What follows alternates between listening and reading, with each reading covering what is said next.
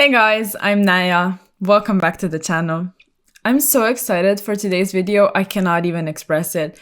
We're gonna be doing an every single GX character ever tier list. So, first of all, a couple things. First of all, let me know down in the comments what you think. Like, just let me know. Just let me know. Just chill with me. Grab something to, I don't know, eat, drink, whatever. We're gonna be here for some time. Let me know what you think. Let me know if you watch the GX content, like, you know, anything. Like, if you watch the entire thing, if you watched only the, you know, translated stuff or the last season, just let me know what your favorite characters are. I have so much love for GX, I cannot even express it. And yeah, I cannot wait to do this tier list for you guys today. Yeah. Basically, what I decided to do, and it's going to be a regular thing, is something I will probably be calling Casual Sundays or something like that, where we just do, you know, chill stuff, like tier lists when it comes to the anime, anything that's, I guess, not competitive and just very laid back and chill. So with that, the first one being today's tier list, and we have a lot of characters to cover. We have like 200 characters to go over. Hopefully I don't like run out of my voice. I don't have anything to drink. Maybe I should have thought about that before.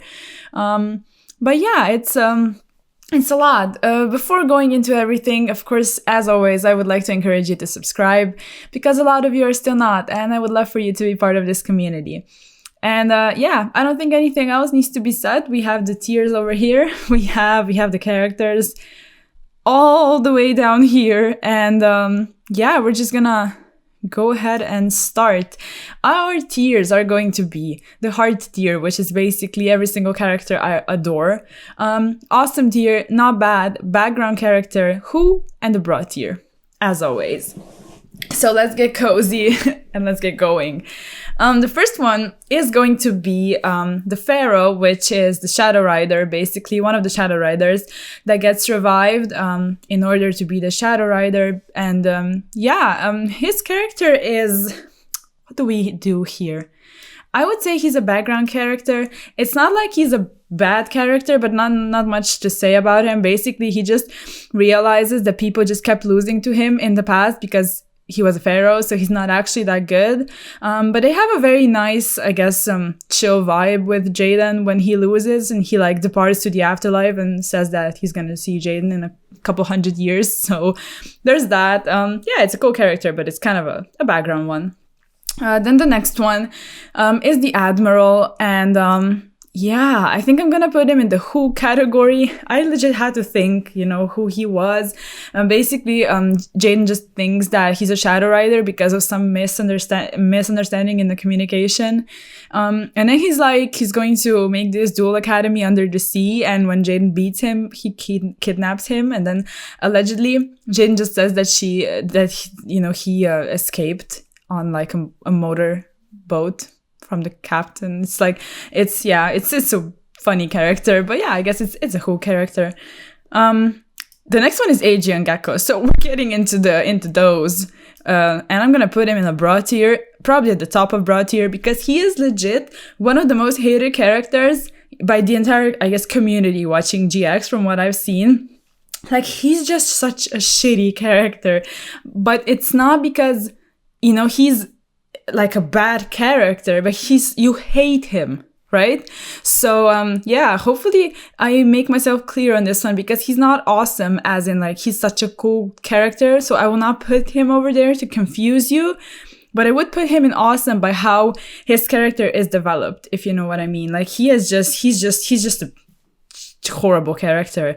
Like, he feels so good about himself, and he's so selfish, and he like takes Exodia and like sacrifices his friend so he could wield the power of Exodia, and then he just dies.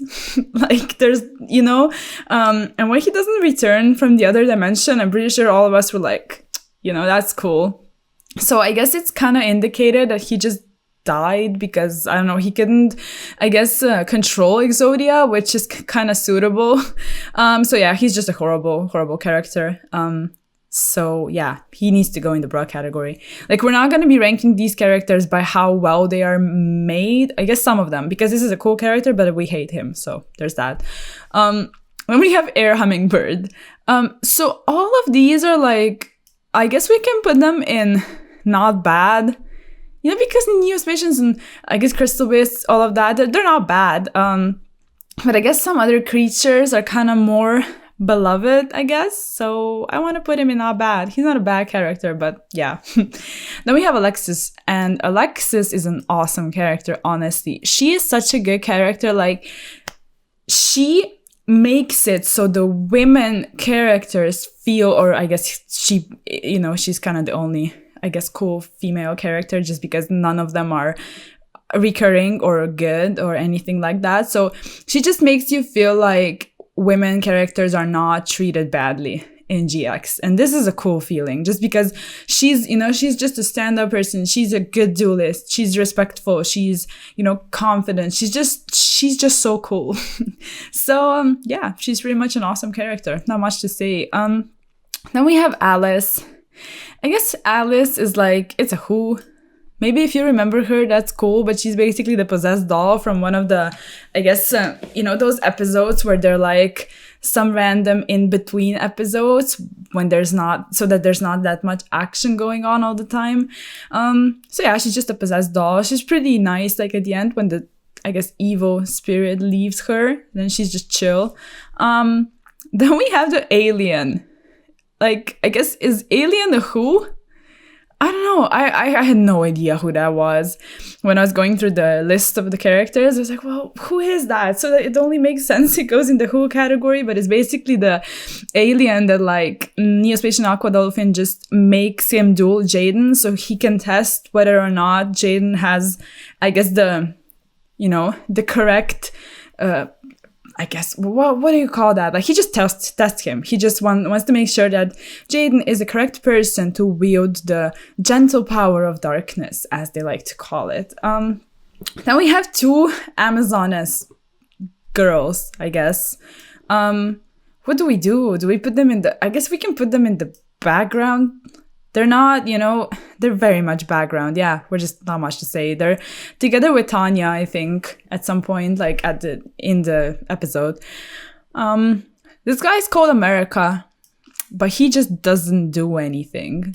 So he's just background. Then we have a couple, like these ones, I'm actually going to be putting in not bad, I guess below the cool Neospatian stuff. It's like the anger mask, emotionless mask, and the laughter mask. We'll get into the other masks soon, I think. And yeah, basically these are like, I think this is so cool. That's why I'm not putting it in the not bad. That's why I'm putting it in the not bad category, because in the episode, 3 students are basically like merged together with these masks by Marcel Bonaparte, or I guess Yubel, through Marcel. And it just makes it so they each duel, you know, all of the, I guess, our duelists, you know, the kind ones. And they're merged in these masks, I guess, and they're a part of these creatures. And yeah, it's very cool. Yeah, we have the cool thing where the, you know, Amber Mammoth like rushes one of these when he's attacking. That little clip on YouTube, if you've seen it, is so funny. It's part of this duel, basically, if you know what I'm talking about. Is the Amber Mammoth just running and screaming in his noises. Basically, then we have Aqua Dolphin. Aqua Dolphin is an... where do we put him? I guess top of not bad. Because he just... When he comes to the... I guess in the picture... he's cool, you know, but he's not really, like, I guess, doing much after that. I guess Jaden is more connected with Neos at some point. So, yeah, Aqua Dolphin is cool. He's just, like, you know, he explains to Jaden what's sort of going on after Jaden's cards go blank, and he just becomes sad. Neospatian Aqua Dolphin really helps him to realize that it's not all over, so... Yeah, he's a cool character in that regard. Then we have Aster, and Aster is... God, where do I put him? I don't know if I want to put him in the hard category or the awesome. I guess we can put him at the top of awesome, because he does act a little, like, you know, a little cocky sometimes. But Yeah, Aster is a cool character. He's such a dope character. Basically, he's so, I guess, misunderstood because he just lost his dad. Like, that was it. He just lost his dad when he was a kid. And he goes through so much. And he is also such a cool character in terms of, his, what do I call this? I keep forgetting the word, but basically he just had so many traits. Okay, I need to remember this word because I'm gonna be probably using it a lot. He has just such good traits when it comes to his craft. So he's a pro duelist. He duels so much. He just duels to the point his hands like bleed because of the drawing of the cards. And he's smart. He's good with his cards. Like, he knows his stuff. And the fact that he's such a pro duelist, I think that's very cool. And yeah, he's just nice. He's just nice. He's such a nice character. And yeah, he has a dope deck also, so there's that. Yeah, and he goes through also such a cool arc with, like, I guess, development when he finds out that the D, like, killed his dad and all of that, and he beats him in one of the coolest episodes, in my opinion. So yeah, we have Atticus. So I'm gonna put Atticus in not bad, probably at the top of not bad, because when he's not, I guess, Night Shroud, the like, heel, the heel dude, he's just kind of cringy sometimes. Like, I get it that they're trying to make him very much different from his, I guess, bad persona, but he comes off as a bit cringy sometimes. He's really kind, but that's pretty much it. So he has his, his, I guess, priorities straight. He knows when there's the need for, I guess, to stand up and fight and all of that. But yeah, he's just a bit, I don't know, cringy, I guess, sometimes.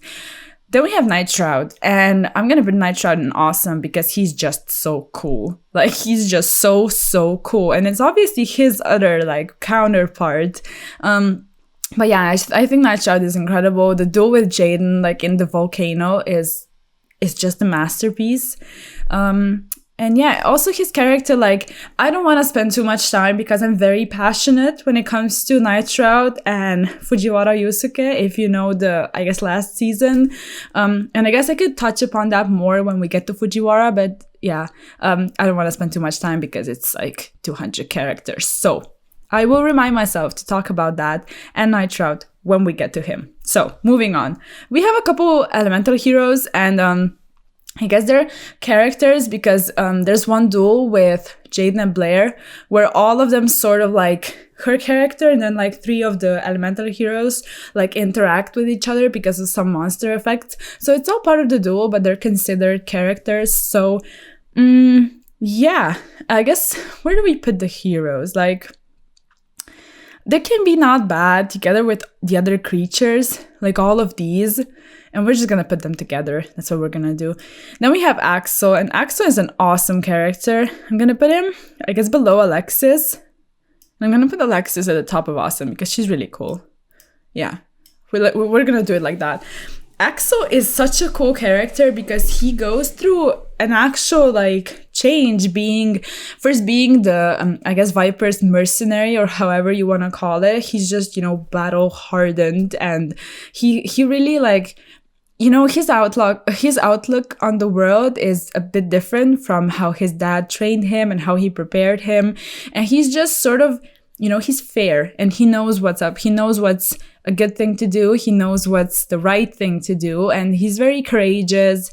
And also sometimes, I guess, he doubts himself a little. And in the 3rd season, when they're in the other dimension, he's actually the one that, I guess, frees Jaden from the grasp of his Supreme King persona by dueling him, and the duel resulting in sort of a, I guess, no contest or however you want to call it. But yeah, he sort of overcomes himself and becomes even more, I guess, brave in that regard, and just duels Jaden and really shows him that, just how to be a good person, basically. Like, Jaden doesn't fully recover, probably ever. But nobody else succeeded. Nobody else beat the Supreme King. And he was the only one that came even close with the match being, the duel, being no contest. So yeah, he's a cool character also because he just keeps coming back like whenever they need him in the last season also, and they contact him, he's just always available. So yeah, he's just cool. He's just really nice. And then we have Professor Banner. So I could spend probably like a whole video discussing just Professor Banner. He needs to go in awesome. I don't want to put him in the hard one just because like he's kind of bad, you know, if you look at it. Like, he has a couple bad traits. So obviously Professor Banner, in a nutshell, he's the alchemist that like he sort of like develops this illness as he's researching for the Philosopher's Stone to grant him eternal life. So yeah, his priorities are very interesting. And funny enough, it's actually around the same period where Pegasus like discovers the dual monster stuff. So when Professor Banner, when his body starts deteriorating because of some illness, he just goes bad. He just goes heel, basically. He I guess makes this deal with Kagemaru to become the Shadow Rider, and he just wants to, I guess, get the power of the sacred beast so he could have the eternal life and everything that he wanted, because he's, you know, going to die otherwise. So it's actually so interesting because he is such a kind character at first. Like, he seems so kind, and then it's just really eerie when he like disappears, and then he's just there as the Shadow Rider, but he's still looking so, you know, just nice, and he's smiling, and you just cannot sort of, I guess, tie together his bad persona and his good one. And yeah, his character is so cool. His name is Banner, and his deck banishes cards. He like plays Macrocosmos and all of that. It's just, everything about him is so cool. And when he dies and he turns into this little ball of light that his cat like swallows, and they just live together in symbiosis forever together with Jaden. I don't know, it's just really sweet. Then we have Bass. I'm pretty sure his name is Bass. He's just a background character because he's Tanya's pet tiger, so that's it. Then we have Bastion.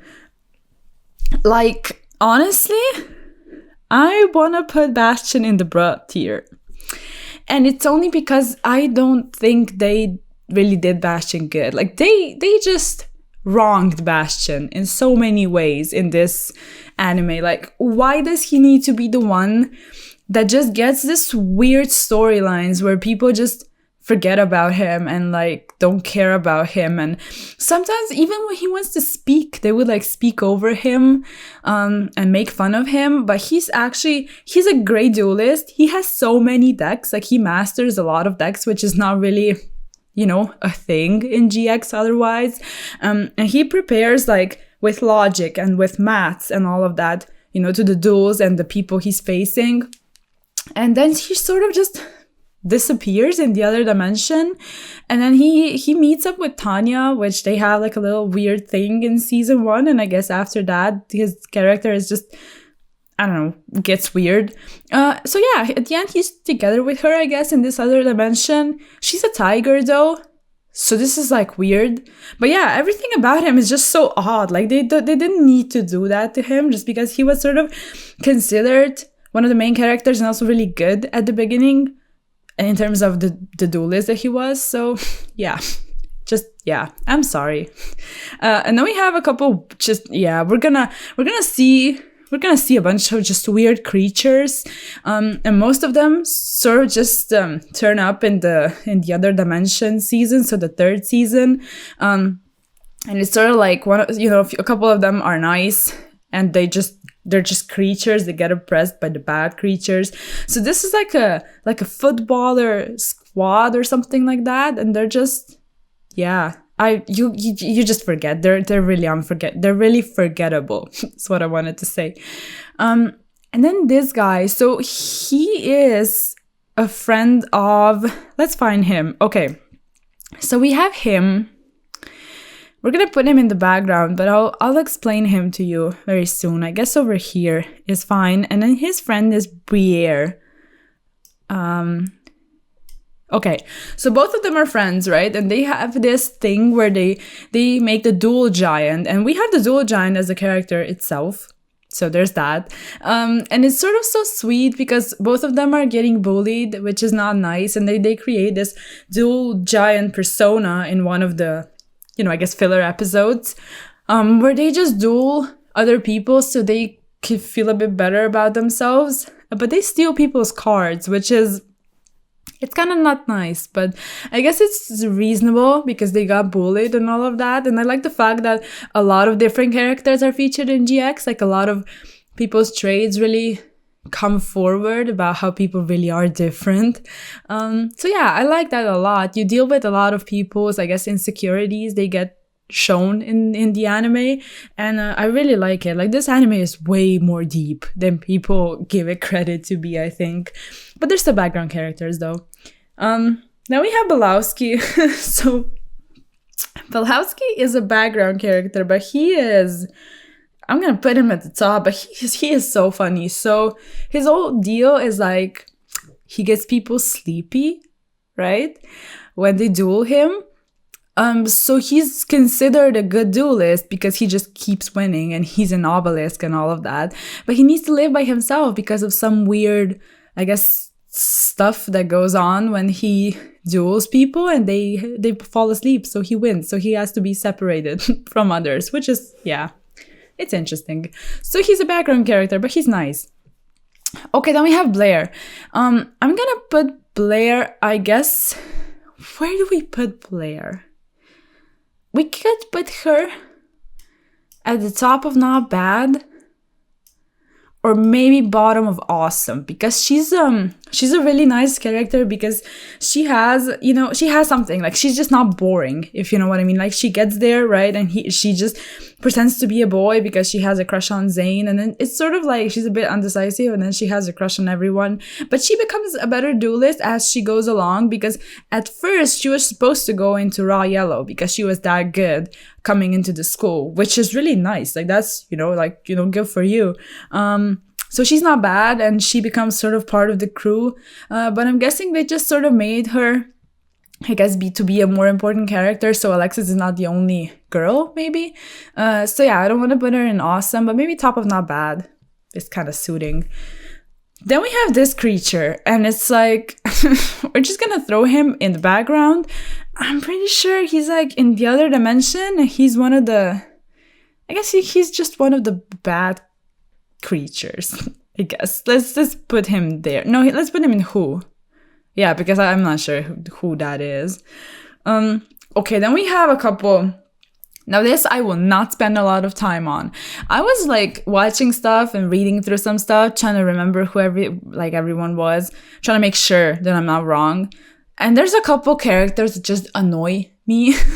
And it's this guy and then 3 others. I'm gonna put I'm just gonna throw all of them in the bra tier. So I'm pretty sure his name is Blaze. And then we have Frost, Thunder, and T-Bone.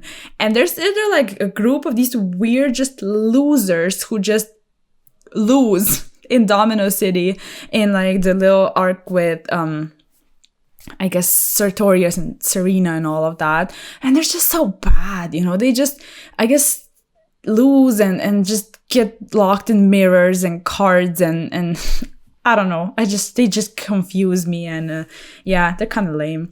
Then there's this guy, and I just, who is he? I think I'm gonna put him in the Who tier because I genuinely cannot remember who he is. I think his name is Bob, but like, what does Bob do? Is he like, I'm pretty sure. Now don't I guess take my word for it, but I think he's like one of the guys that Alexis and Chaz, when they turn heel, I guess, and just go bad with the Society of Light thing, I'm pretty sure they make him duel someone, I think Jaden, so that Jaden would get turned into the Society of Light. But Bob loses. I think he has a crush on Alexis. Everyone has a crush on Alexis. We're gonna get to the other guys soon, I guess. But yeah, Bob. Who's Bob? Like, legit. And we're gonna put him at the top of Who. Because I'm pretty sure I know, but he's just yeah. Okay, then there's Braun. Yeah. I mean, he's not bad. Like, he's legit not, he's not bad. let's put him over here below the creatures, because he's not really an important character, but I'm gonna put him in the not bad tier because he's pivotal in Jaden's transformation into the Supreme King, just because during the duel with Braun, I guess, Jaden's friends sort of start to go into the stars, right, as they call it in the anime, and Jaden gets frustrated because he keeps losing his friends and he doesn't know where Jesse is, and he's just getting more and more, I guess, insane, and it's very important in how he turns into the Supreme King. So without this guy, without the Braun king of, like, I guess, Dark World, I think he's the king or the leader or something. Yeah, without him, this wouldn't happen, I guess. So yeah. Then we have this character, and I'm gonna put him in Who, just because you probably don't remember him. But he's like, I think his name is Burgundy, and he is a leader on a couple of these, I guess, tribes that sort of come together to protect the villages, or he's a villager or something, in the other dimension. So he protects the people, basically. I'm pretty sure he dies. A lot of them do, which is sad. It's just sad. That entire season is so depressing and so dark. Yeah. Okay, we're gonna put Burstinatrix together with Avian and the other, monsters as well, because they're all a part of this little duo that I mentioned before. Okay, then we have Kamula. And I want to put Kamula in not bad, actually, like over here, because she's a cool character. Like, she's a vampire. Like, she's legit a vampire. She beats Zane and she beats Crowler. And let me tell you, I cried so hard when she turned Crowler in the little, like, voodoo doll, because I love Crowler a lot. Like, I think he's an awesome character. Or I guess I could call him they, because his gender is sort of undefined. But yeah, Kamula, like, she beats both of them. She's really good. And from what I read about her, she's actually such a, I guess, devoted duelist, because she wants to, I guess, make it so her race is not extinct anymore and looked down upon anymore, because they got extinct during the medieval ages. So yeah, she just wants vampires to live.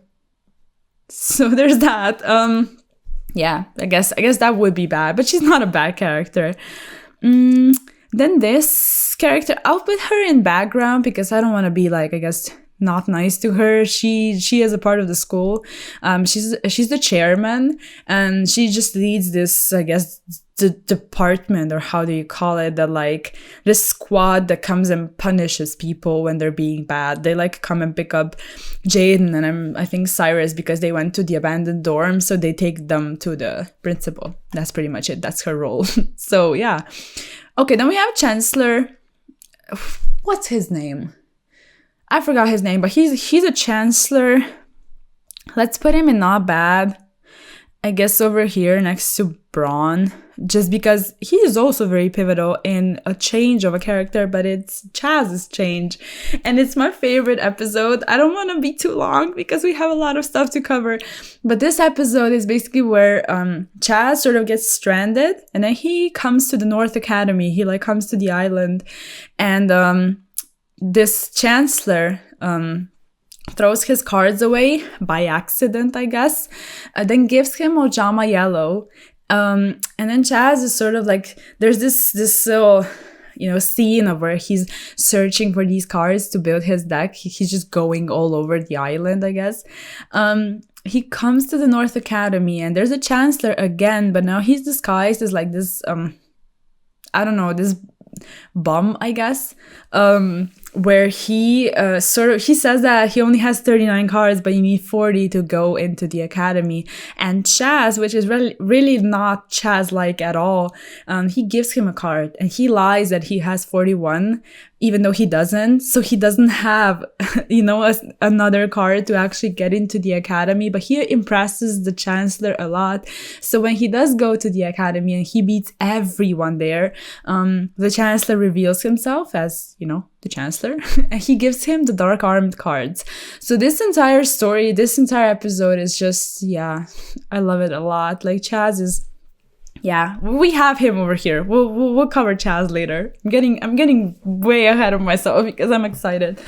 Okay, then we have Chancellor Shepard, and he's just not a bad. He's not bad. Let's just, yeah, he's not bad. He's fine. He's a fine character. He's just this nice solid character that you have, that you can rely on him, just being not corrupt at all, being very nice to the students, just being this, I guess, beam of light amongst a lot of very bad characters at that school. So yeah, then we have Chaos Sorcerer. He's pretty much a background character, I guess. Where do we put him? I guess over here.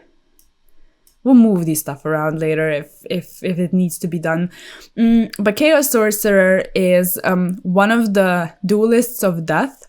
And is this 5, I guess, creatures and duelists that act immediately below Jaden, below the Supreme King. And they're really mean. So there's pretty much it. Like, he's just a background character over there. Now we have Chaz.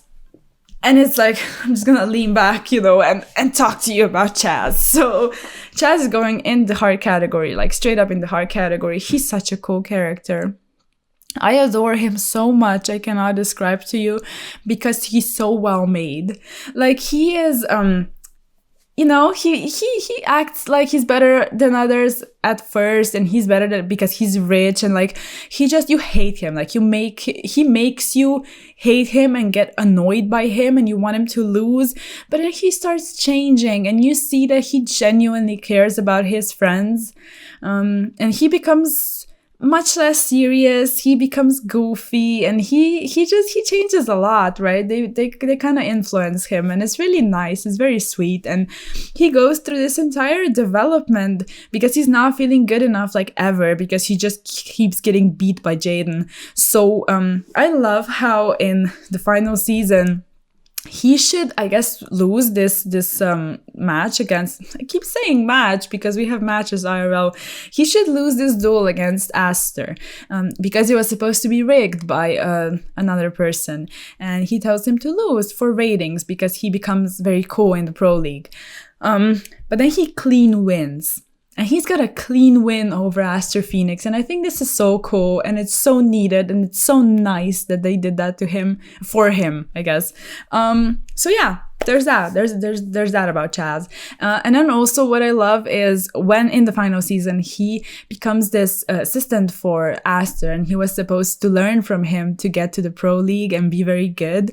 And at first he's kind of confused what to do. He doesn't really know. He's, annoyed by the fact that he needs to do a lot of work, and he needs to sort Aster's cards, and he feels like he's doing redundant work. But he learns, and he realizes how much that helped him, and he becomes organized. He becomes just, he's just nice, right? He goes through so much to become such a responsible person and such an organized person and such a good assistant to Aster, and it teaches him a lot in return because after school he becomes a pro player. And yeah, like, everything regarding Chaz is so sweet, and yeah, I have nothing to say against him. I could we need to move on, but I could talk about him forever. And about Chumley as well. Oh my god. Okay, so Chumley is going in the heart tier as well. I don't have that much to say about him than I have about Chaz, and he's gonna probably stay at the top over here, let's be honest. But Chumley, I'm putting him in the heart category because I love the fact that they are promoting how you just need to be very good at a certain thing to do well. Like how cool is that? It's legit in the anime. They say, okay, you don't need to exactly be great at school. You don't need to be that, school intelligent, I guess. You just need to be good at what you do. And I love that. I love that so much because I don't think people in life just get told that enough, Like, you need to be just good and devoted and really fight for what you want And Chumley does. He goes through so much. And when his dad like comes and wants to take him out of the school, he proves everyone wrong. He loses every single duel because he's just not meant for dueling. But he impresses Pegasus, you know, and goes on to be a card designer. And he's great at it. And his story is so wholesome and so sweet. And yeah, it's kind of sad that he goes at the end of the first season. So or I guess somewhere in the first season. It's sad that we lose him soon because he's such a nice character, but his story is the most wholesome thing ever and I love him a lot. So yeah. Okay. Then we have a couple, I guess, background stuff. This is a character version of Spirit of the Harp, and I'm just gonna put her in Who. She is a villager in the third dimension. And the third season, the other dimension. I'm not sure which dimension it is. Yeah, it's the dark dimension. Okay. And then we have a couple, I guess, scorpion people. Like, it's this dark scorpion gang, and they're all Donzalug's, I guess, companions, if you want to call it that way. And they just, yeah, we're just gonna... Do we throw him in Who or background? I guess Who would be fitting, but where? Below the alien? Yeah, we're gonna throw every scorpion in there. So long story short, the scorpions are together with Donzalug. He's one of the Shadow Riders, and when they lose, subsequently because they're all card spirits, like they're not actual characters, like actual people. So when they lose, they become spirits again, and Chaz takes care of them. Because he already has so many spirits that he picked up out of the well of thrown away cards, and he just takes them into his care, but he doesn't really care about them and never plays them. They just kind of live with him and annoy him, and yeah, that's pretty much it. Okay, we're gonna put Cobalt Eagle over here with the other monsters. Then we have Tsar. He's a background character. I guess we can insert him over here. He's just a character that loses to Chaz at the end of his, I guess, this episode that he finds Ojamas in, my favorite episode. He loses to Chaz. Chaz subsequently becomes the best duelist of North Academy, but he's not salty at all. He just gets really humbled and respects Chaz a lot and likes him a lot, and all of them are just sad when he returns to Duel Academy. So, background character, but not a bad one. Then this guy... I don't know his name, so yeah, I want to put him in background though, not the Who category, even though I don't know his name, because I'm pretty sure this is the one that gets possessed by Truman first in the last season when Truman is trying to take over Duel Academy. So I guess he plays a part. But that's pretty much it. He just gets possessed by Truman because he has darkness in his heart because he's mad that he loses. And when he loses, he gets salty and it's easier for Truman to possess him. So, then we have Damon. I'm putting Damon in awesome. Like, I chose this picture because it's funny, but Damon is the kid that went and lived in the jungle for a couple years to perfect his drawing skills, and then he's stealing sandwiches and he duels with Jaden by this waterfall. This episode is honestly so cool. He's just so nice, and he actually returns to the school. Then he beats a guy in, I think, the last season, I think in the last season he actually also beats someone that's supposed to be a pro duelist. So yeah, he's a really good duelist. He just, goes and lives in the jungle for a couple of years and returns. So yeah, he's an awesome character. I love this side episode. Not much to say. Then we have Dancing Fairy. She's one of the creatures. I want to put her in Who because I'm pretty sure you probably don't remember her, and I didn't either, but yeah, she's a background character, does some stuff in the other dimension, helps lead Axel to the realization that he is capable of facing the Supreme King. So she does play a role, but not really that important. Then we have Dark Magician Girl. She's one of the background characters, I would say. She is in one of the filler episodes in which dual monster spirits, I guess people are dressed as them, but she is a real one. But people, no, they don't think she's the actual dark magician girl because you were supposed to be dressed up as them. So she can just sort of chill and vibe amongst people, and they don't know her. So she finds that really cool, and she duels Jaden, and Cyrus likes her, and yeah, it's just a sweet filler episode. So nothing to say about that. Yeah, the panther is going in the not bad category. All of these creatures are just so sweet, obviously, because they are, they belong to the main characters, so they're really nice. This guy, his name is Chick the Yellow, which is very random, but where do we put the other scorpion guy? Who? Okay, we're gonna throw him in Who as well. He's a scorpion. That's it. He's from the gang. They just infiltrate together with Don Zalug. Gorg is also from the Scorpion gang. And then is she also? Yeah, her name is Meanie or something like that. And they're all scorpions. That's it. Okay, now we have Demise, King of Armageddon. We can put him in background. Maybe down here. Yeah, we can put him down here. He's not that important. He's one of the duelists of death. So the one serving below the Supreme King. And he is posing as skilled dark and white magician. But it's actually him. So yeah, he's just the duelist of death. Then we have Death Frogs. They are characters. They are actual characters. Do we put them in background? Do you remember them? Do you want to put them in the Who category? Let me know down in the comments. I'm just gonna put them... Let's put him in background above the America dude because he just legit doesn't do anything. And the Death Frogs are... I think it's such a sweet story because Jaden Duel is this girl, Princess Rose, and she says she can see dual monster spirits, but people don't believe her. But Jaden does because he can see them as well. And then I remember at the end of the episode, he's like, well, she does see them. I can see them too. This is so cool. So the Death Frogs are actually... princess that she sees, which yeah, it's the Princess and the Frog in the GX anime, which is kind of random, but it's nice. Then we have Death Koala. I'm putting Death Koala in... I think Death Koala needs to be awesome. I think we'd be doing Death Koala, just a huge... we'd be doing it wrong if we put it anywhere else, because it's an awesome character. It's the spirit character of Chumley. Chumley is cool, and I'm just not going to argue. Koala is going in the awesome category. That's it. That's it. Well, that's Dimitri. Dimitri's going in the bra category, maybe below the above the annoying 4 dudes from the Sarina stuff. We'll get to that. It just annoys the hell out of me. Okay, so Dimitri. I love the fact that they made him so unlikable. He's just the most unlikable character ever.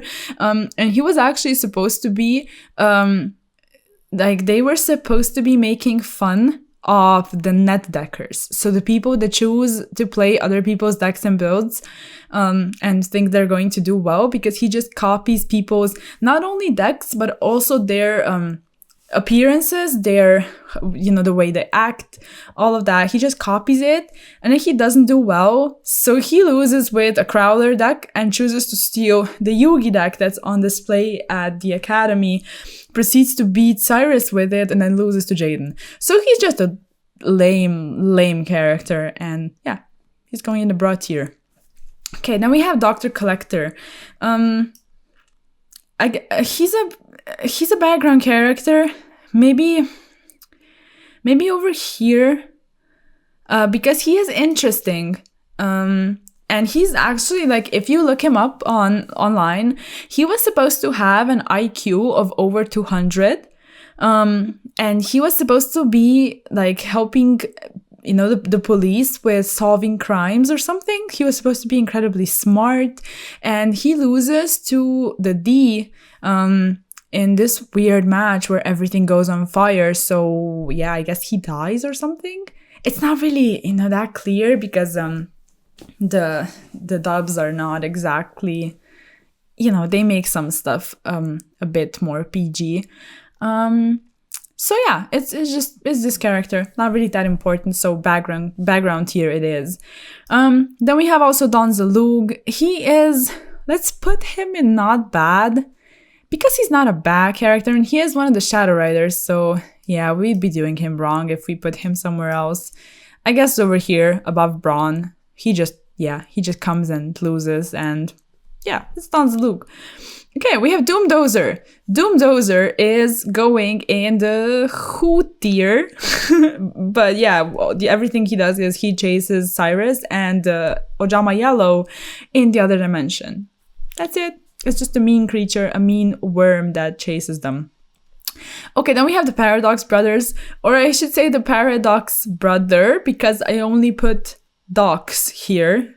And then we have Para separately, because I just thought it was funny. It's really unnecessary, but we're gonna put them in the background. But maybe somewhere over the others, maybe somewhere close to the top, just because they're really nice characters in the other anime as well. So in Duel Monsters, and they're just brothers that make Goyo Guardian, which is dope. It's just really cool. And Jaden and Cyrus beat them by making the UFO Roid fighter fusion thing.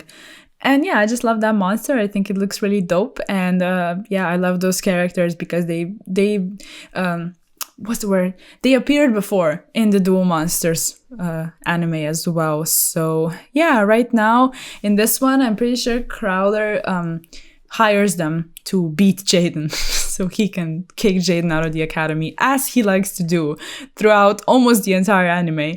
Then we have Dr. Eisenstein, or yeah, I think his name is Eisenstein or Eisenstein, either of these. And he's definitely a background character, just not sure where to put him. Yeah, maybe below Dark Magician Girl. Over here is fine. So yeah, he's just a background character. He has a bunch of Nobel Prizes, allegedly. He loses to Jaden, and he is just baffled by that because his quantum duel theory is crashed because of his loss. He leaves, and then he takes Bastion with him, and Bastion is like, he is Bastion's god, and Bastion just leaves with him, and that's pretty much it. Very random. It's a filler episode, and yeah, he's just a background character.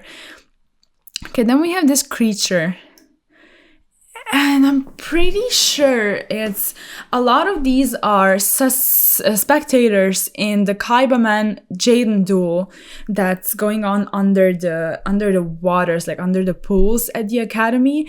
And I think this is one of the creatures that's watching the duel. And the dancing fairy is as well. So she makes an appearance twice and then did this, I think it's Dream Sprite or something like that. Yeah, it's a Who. It's a Who tier, but it's watching the Kaibaman and Jaden duel. This one is, I'm not sure what he's called, administrator or something like that, like Duel Academy or examiner. It's either, but he duels Bastion because of the the duels. If you can get into the academy, he's the one that gets assigned to duel Bastion, and he loses, and Bastion gets enrolled into the academy. But he's pretty much a Who character. I'm just not sure where to put him. Maybe next to the Admiral. So if any of you remember him, that's him. Then we're going to put them in background characters, and I'll explain to you who they are immediately after. So these are dual ghouls, and they're all together as one character, allegedly. And it's just a bunch of students that get their energy sort of sucked out of them because of the bio bans. So when you lose your life energy, you are supposed to turn into this zombie or ghoul, as they call them. Over here. So yeah, it's just a bunch of these zombie students, and I remember Chaz beats like a whole bunch of them or something, and it's around the time where Marcel is possessed by Yubel, and then they move the academy to the other dimension, and then it's just swarming with these dual ghouls as they are trying to, as the other ones are sort of roaming the desert, trying to find a way to get out of the dimension. It's very random, but I like it a lot. So yeah, they're background characters. It's a lot of them. Most people get possessed or turned into ghouls. Yeah, that's pretty much it. Then we have the dual giant. Okay, we can put dual giant over here with the other guys. So that's dual giant, and he is the body of the dual giant, and he is the brains behind it, because the bigger guy is he's not such a good duelist, and he actually, fun fact, he wants to design cards, and he's sort of inspired by Chumley, which Chumley is a dope character, I'm telling you. But yeah, he's not good at dueling, but the other guy, the Briere guy, is. So he's the brains behind the operation. He's sort of talking to him through this device. I guess it's a walkie-talkie or something. Not sure. Or this headset or something. He talks to him, tells him what to do, and then he's dueling, and he's taking the Obelisk Dorm's clothing, and then they're sort of sewing it together to create this dangerous giant that's taking the coats of their victims and their cards. So yeah, that's it. Okay, we have Echo. Where do we put Echo? We could put her in Who. I don't know if that would do her injustice. Maybe at the top of Who. And then we can move Burgundy a bit lower and Admiral a bit higher. And I think that's fine. So Echo is Adrian Gecko's friend, and she sacrifices himself so he can summon Exodia. It's just lame. Like, why would you do that? But yeah, she pilots or captains, or I don't know if that's the word, but she's in charge of his submarine, his spy submarine. So yeah, that's her. That's Echo. She disappears, which is really sad.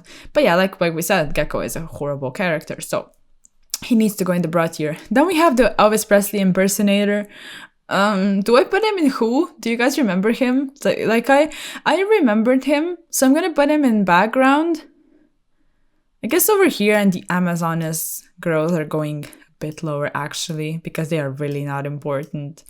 Yeah, that's fine. Okay, so he is the impersonator. That's everything. That's all he does. It's really funny, actually, how they have the Elvis impersonator and then have the Einstein, I guess, similar character, sort of based on him. Yeah, it's both of these. Okay, now we have Emerald Turtle. I want to put Turtle in the hard tier, and I don't want to do the other Crystal Beasts injustice, but I just love Emerald Turtle, and yeah, it's my tier list. I want to put Emerald Turtle in the hard tier. It was one of my only cards when I was little that wasn't a fake, and I love that card a lot, and yeah, I just like it. I like it. We're gonna put the turtle there. Don't at me, please. Then we have, I think her name is Emeralda. And she's pretty much a background character, but she's not unimportant whatsoever. We're gonna put her at the top, actually. Do we put her here, or do we put her higher? Maybe in the not bad tier. I guess she's background. She's top of background for me. Yeah, let's just put her over here and leave her here. So she is Aster Phoenix's coach and assistant, and she's the one that trains Chaz when he wants to make it to the Pro League, and when Aster is teaching him. So she's training Chaz, and she's really nice. She's just kind, and she teams up with Jaden to expose this Mike guy. We'll get to him probably soon. So when this Mike guy tries to, to do some shady stuff, they expose him together, because he's trying to rig a match, and he's trying to threaten Aster, and he's just a horrible person. When we get to him, we're putting him straight in the bra tier, but we're not there yet.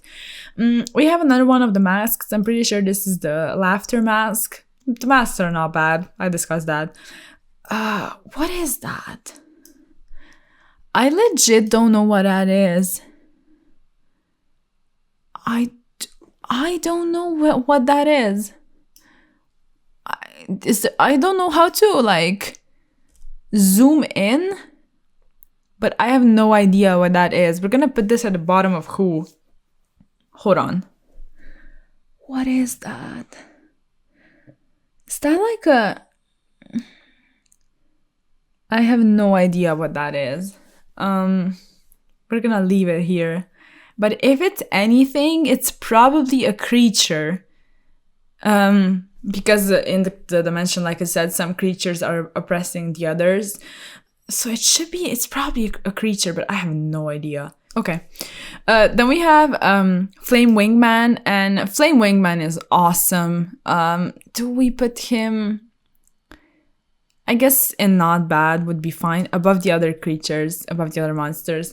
And he's supposed to be a character because I'm pretty sure he communicates with Jaden at some point in time when Jaden is trying to... Actually, when Jaden is not trying to use polymerization because he's afraid of the fusion cards after all of the destruction that he has, created after being the Supreme King. Then we have her... I forgot her name.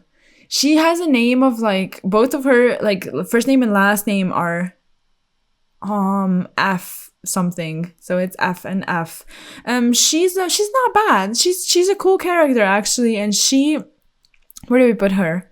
Above the other ones, I guess. Yeah. Down here, above the other not bad guys. Okay, so she does a lot. She's a head nurse. She takes care of the girls' dorm. She's a gym teacher. She does everything at the school. So even in regards to that, like, we should put her in the not bad tier because she puts in a lot of work. So there's that. She's just a cool character. Then we have Franz. Franz is definitely a background character, but not sure where to put him. So he is... Okay, we're gonna throw him in here, but we need to rearrange the background tier. Definitely. Dark Magician Girl is going higher because she's cool. Yeah, she's going way higher. Over here next to the Paradox Brothers. Then we have the Duo Giant. Tsar can go below that. I guess the Ghost, and then you have this guy above Tsar, and then we have these ones. They're okay. And then Franz. Okay, we're gonna throw Franz over here because he steals the Winged Dragon of Ra, which is a bold move. But he's not such a shallow character at all. He just gets sad because Chumley is better than him when it comes to card design. He works at Industrial Illusions, and he just becomes dissatisfied with how he feels Pegasus is treating him, so he steals Ra, which is a horrible move. But at the end, Pegasus sort of consoles him and invites him back, and he's just kind again. So yeah, I mean, just a cool character. Like, I'm sure he feels bad if Chumley is better than him. He probably shouldn't, though. He should just be happy for Chumley. But we're getting into the, I guess, unimportant stuff right now. He's a background character. Okay, scrolling down, we have Freed. I think his name is Freed. I mean, I'm pretty sure his name is pronounced Freed. And he is definitely a background character, but he's not so unimportant because he is one of the first ones to welcome them to the other dimension. And he sadly dies.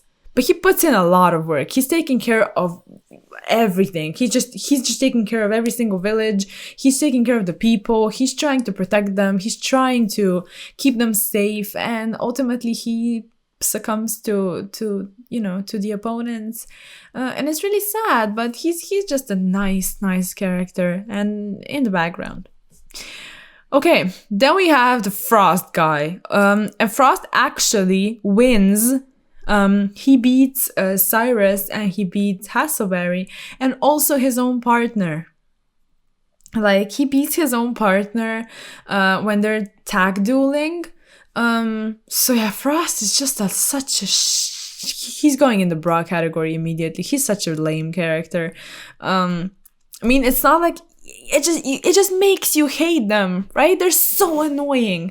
And he has him and Thunder have the Monarchs. So they have the Monarchs, and the Monarchs are sort of like leaning over the Domino City, and then they have this tag duel.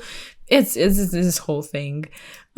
Okay, this is a Who character, and it's just a creature that, like, when I went on Google to find out what it was, it's just a creature that flies and I guess harasses other creatures. That's legit everything that is said. It just flies. Okay, then we have this dude. His name is like something like it doesn't matter. It doesn't matter. It really doesn't. But he is I'm gonna put him in bruh just because he was supposed to be this cool duelist. But Chaz just easy claps him, and the only card we see him play is Marshmallow, which is the funniest thing. So he's going in the bruh tier with his huge ass eyebrows. Okay. Yeah. Then we have him. I forgot his name, but basically he's definitely a background character, but like, where do we put him? So he's this I guess we can put him over here because he's not so bad. He's this reporter that's trying to find out what happened to the missing students at the abandoned dorm. But he actually decides to not report anything once he sees Jaden play Skyscraper and he sees how he's dueling Bastion and really having a lot of fun. And it reminds him of the time he used to have fun dueling, but he quit everything once he lost to Seto Kaiba, which is really funny. But then he decides he's just going to help them actually find the abandoned dorm missing students, and he's not going to post anything, which is very wholesome and just nice. He's a background character, but it's a nice episode. Then we have this girl. Her name is Gina, and I'm sadly going to have to put her in Who. I guess here next to Burgundy. All of these are just the nice characters from the other dimension that get oppressed by Supreme King's army. So Gina has a brother and their dad. They're both down there in the other characters, but yeah, they just live in this village and sort of take care of the others. And yeah, it's just they have a sad story. Then we have Glow Naos, and I still don't know why he's a character. I'm gonna put him over here with the other creatures, but I'm not sure why he's in here. Maybe he just communicates with Jaden at some point. But yeah, he's cool. He's just a cool fusion. So let's not do him wrong. But I don't really know why he's here. Okay, then we have, I'm pretty sure this is the Goblin, like, elite attack force or something like that. And they are background characters. I don't want to put them in Who because it's just so funny that this card is an actual, monster or creature in the dimension. Yeah, but these goblins they're just foot soldiers of the Supreme King. And I'm pretty sure they are the ones that sort of release this pack of foxes, and the foxes sort of go after Axel and the dancing fairies, which is a really random combination, and a maiden of Aqua, I think she's called. And all of these fairies and the maiden, they're sort of looking for a person to challenge the Supreme King.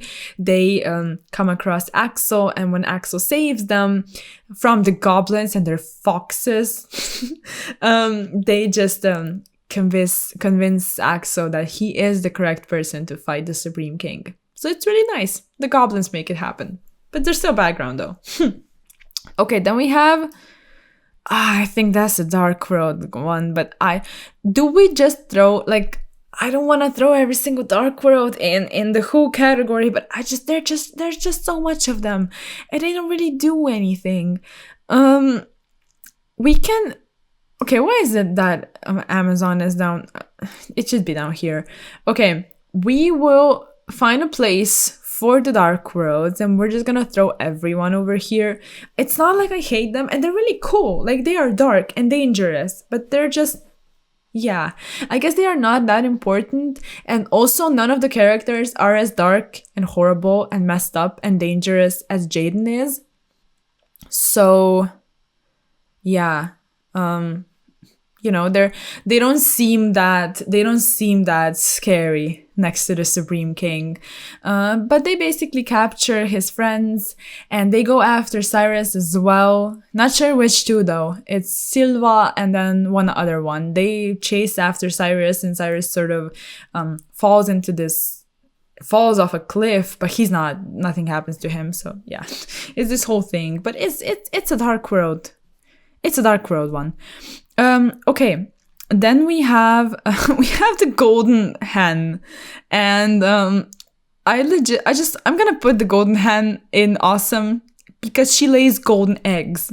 Like once a day, she lays a golden egg, and the egg goes in the golden sandwich that's like hard to get, and then Damon steals it. So there's that. There's the golden hen lore. Okay, this kid he's definitely a background character, but maybe I should put him in who actually. Where do we squeeze him in? Maybe down here. Yeah, above the Doomdozer. Okay, so he fights Cyrus. He duels Cyrus, but he bullies him also, and Cyrus actually wants to use Power Bond against him, but Zane prevents him from doing so because he sees a face down card on the little kid's field, and Cyrus doesn't really take it into account. And then Zane points out to him how he would lose because he's not taking cards on the field into account. And it's such an important scene in my opinion, even though it maybe doesn't seem so, and it's kind of forgettable if you think about it. But if you really think about it, it's so cool because Zane points out to him, like, you're not there yet. You need to do better. But what it does to Cyrus is, now I'm getting into the Cyrus stuff, but I guess it's whatever. It's gonna be a long video anyway. So what I was saying is Cyrus, it just makes Cyrus feel bad because maybe Zane has a weird approach when it comes to explaining some stuff to his little brother. But Cyrus really takes it to heart and becomes sad and doesn't want to use Power Bond, and it's all because he was bullied by this guy. So yeah, he's a who, but he's kind of important in the Cyrus lore. Okay, what else do we have? We have Grand Mole. Okay, we're gonna put Grand Mole over here. He's just Grand Mole.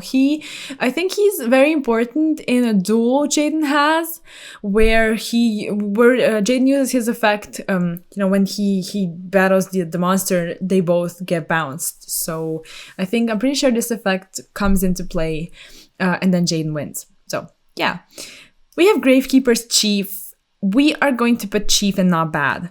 I like Gravekeeper's Chief a lot. We're gonna put him over Braun. No, over Don Zalug, actually. Over here is cool.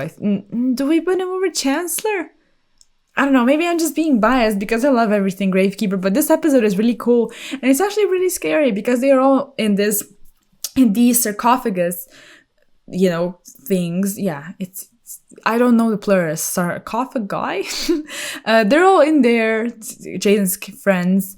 And he duels Gravekeeper's Chief, and Chief actually tells him that he dueled Night Shroud before. He doesn't specifically name him that, but he says that someone else has got half the pendant that Jaden wins when he beats the Gravekeeper's Chief.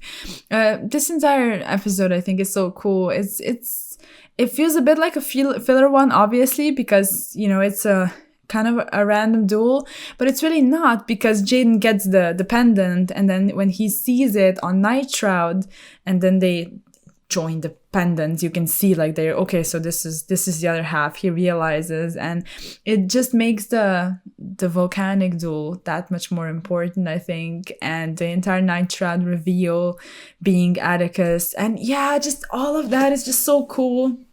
So I like Gravekeeper's Chief. That's my point. Okay, the next one is Grim Reaper, and we can put Grim Reaper in not bad, actually. Maybe down here. It's not a bad character at all. It's just this dark entity that you trade your soul with. The entity's ability that, it gives you that you can draw cards that you want. So it just makes you top deck, basically. Like, you top deck well. When you exchange your soul, you top deck really well with the Grim Reaper. So yeah, and then the card gets thrown away by the kid that's using it, because they sort of, open his eyes and make him realize that you need to believe in your cards in order to do well, not sell your soul to the Grim Reaper. So yeah, there's that. Okay, I have no idea how this character is called, but I'm gonna put him in the background, actually, because he's one of the 5 duelists of death. Maybe over here would be a cool slot for him. So he is one of the five duelists of death, but he actually wants to take over the Supreme King's spot when Jaden merges with Yubal and sort of is not the Supreme King anymore. And he wants to take over and he has a little flying spy that's also a character. We'll get to that.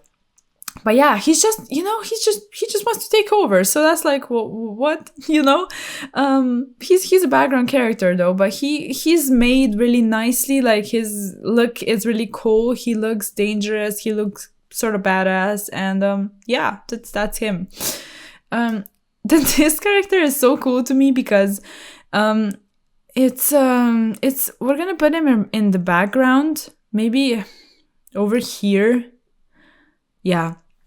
But it's the monster, if you remember, that was made into a link. I think it's a fiend, if I'm not mistaken. But it's this monster that has this shield with the mouth on it.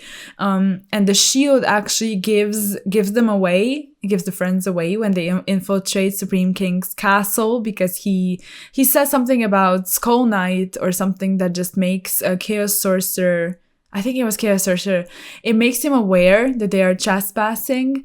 But then the shield gets killed because of insubordination or treachery or something like that. Like the shield gets it.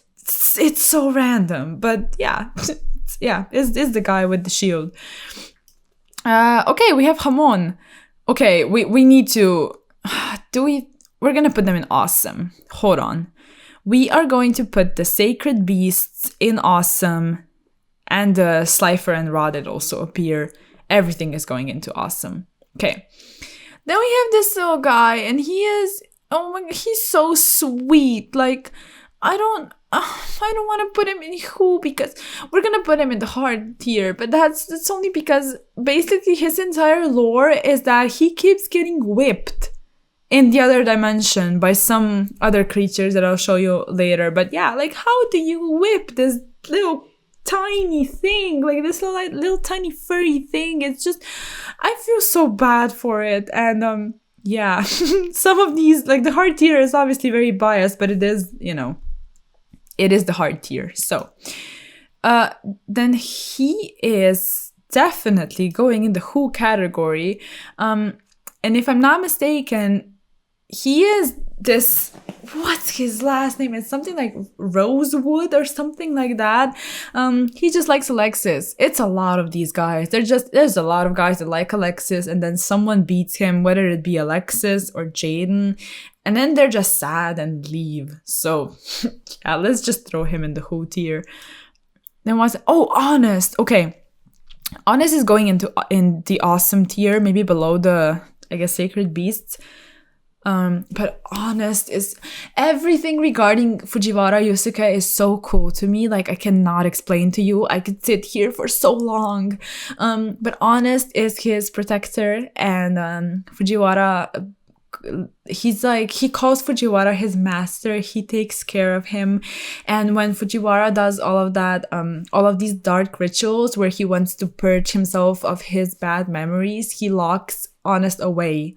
And all of these years, Honest is just waiting. He just wants to be free and wants to find his master. And then he sort of becomes Fujiwara. He pretends that he's him to infiltrate the school and find out what happened to him. And then he cannot... he confuses and hypnotizes people, but he cannot do it to Jaden because Jaden has his soul merged with Yubal, and Yubal is protecting him. So it doesn't really work on him. And then he just he becomes nice. He loses in a duel. They actually duel him. And then he turns himself back into a card because he is fatally wounded by Truman. He becomes a card and he just stays in Jaden's deck. And he's really nice. And then at the end, when he exorcises Fujiwara from Night Shroud, he returns back to him. So Jaden gives the card back to Fujiwara. So he's back with his master. And I'm getting emotional. It's so insane. But yeah, I just love the character so much. The entire Fujiwara, Night Shroud thing, and Honest is obviously connected to that. So, okay. Then we have Howard X. I think his name is Howard X. Miller. Don't ask me why I know that. But basically, his last name is Miller because he has a mill deck. Like, it's so cool to me. He's very much a background character, though. Don't know really where to throw him. I guess maybe over here. because he does have a cool strategy. So he has a mill deck, so he's trying to outdeck Jaden, but then he outdecks himself because of Jaden's, is it like glow moss's effect or something? He outdecks himself, which is like a meme, basically. But yeah, that's Miller. Then this raw yellow is, the only thing I remember is he's America's friend. This is America, if any of you forgot. They're both background. That's it. That's legit everything there is to know about these two. Okay.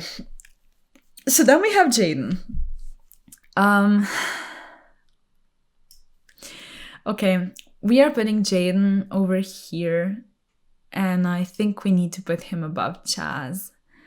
No, I'm putting Chaz. Never mind. I don't know why I said that. I'm putting Chaz at the top, but Jaden is a close second. Jaden, the transformation Jaden goes through, what he becomes, everything he goes through, going from this happy-go-lucky dude that just loves to duel to this very, very just sad person is so, it tears you up inside, honestly. Looking at how he is suffering from everything that happened to him, it just makes you feel so much for him watching the anime. And when everyone graduates and they all know what they want to do with their life, and he's just trying to live and sort of be happy and move on. But everything he did as the Supreme King, obviously it takes a toll on you to do stuff like that. Then his entire story with Yubal, I cannot begin to stress how much that means to me. Like, they merge souls.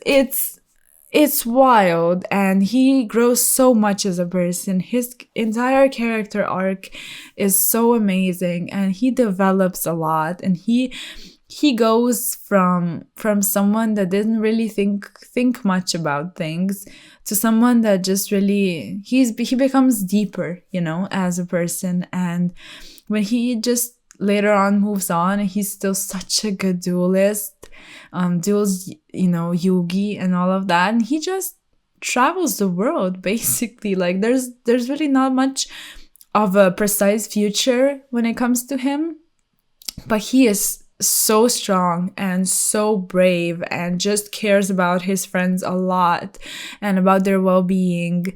And his connection that he has with Jessie is also a very important bond, I think, in the anime. And overall, yeah, going from someone that just wasn't completely aware, of the people around him, of how they feel about him. He just wanted to do what he wanted to do. Like, he just wanted to do his thing. And then when he meets Jessie and he sort of starts to look out for someone else besides him, and yeah, obviously his friends, but it was natural to him to do that. But I feel like when it's sort of pointed out to us in the anime how he really opens up his feelings and all that for another person, he just changes a lot. And then when he realizes how much he actually did his friends wrong, which he also cares about, and has this complete just meltdown and becomes the Supreme King, it's a lot to bear, honestly. So I know I'm getting really deep into it. I'm getting more emotional with each passing second. I don't want to exactly start crying because I like it a lot, but I just might. So I think we need to move on to the other character. And I think the most fitting character to move on to from that emotional stuff would be a random Chaz brother. So let's just put him in background. Where do we put him? How important is he? I guess above Franz. So the brothers, long story short, they have a lot of power in the financial and political world, and they're trying to make it so Chaz has a lot of power in the dueling world, and then the entire family and the family company can just take over, and they can just be cool and rich, and yeah, that's pretty much it. They're just lame. Actually, do we put them in the bra tier? Yes. That's way more fitting. Yeah, him and his brother are going in the bra tier. They are just so, you hate them so much. So they make up this deck of broken cards so Chaz could win, but he doesn't want them. Then they get pissed off because Chaz loses. Obviously, they're mad. But then they make it so they make Kaiba wager, like, what do they make him wager? The academy or it's something like something big.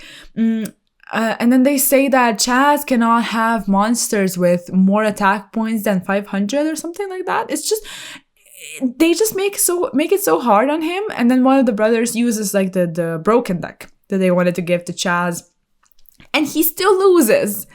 And they're just so lame. They're such losers. Oh my god. So yeah, they're going in the bra tier. There's no point in discussing it any further. Okay, then we have Jasmine, and we're gonna have Mindy later on, and I'm gonna put her in like at the top of background because they're both very much a background character, but they are there throughout every single season, you know. And in the third season, is it the third one? No, excuse me, it's the second one, I think, when they get no, I'm sorry again. It's actually the last one when Truman is starting to take over the academy. Both of them are actually one of the last people to get turned because they're really good duelists. They are in Obelisk, and it's also what I love how you know, like I said before, how women are sort of represented as strong duelists, as good duelists, and just good people overall. Yeah, they're both background characters, but they're really nice. So yeah, there's that. Okay, I think we need to put them at the top, actually. Both of them are going at the top. Okay, then we have Bonaparte. Bonaparte is such a cool character. I cannot. Let's put him... Where do we put him? I guess below the creatures and the monsters and all of that. The monsters. I need to call them monsters. Okay, so Bonaparte he's just the dad. He's Marcel's dad, and yeah, his story is actually really sad. Like, he splits up with his wife, doesn't really see his son a lot. His son gets sad, and then his son gets possessed by Yubel because he has so much darkness and sadness in his heart. And Bonaparte is sort of just trying to, I guess, get rid of the Red Dorm together with Crowler, and he's just scheming and doing weird stuff instead of really caring for his son. So he actually leaves the academy together with Marcel so they can spend more time together, which is really sweet, you know, once they return from the weird dimension, obviously.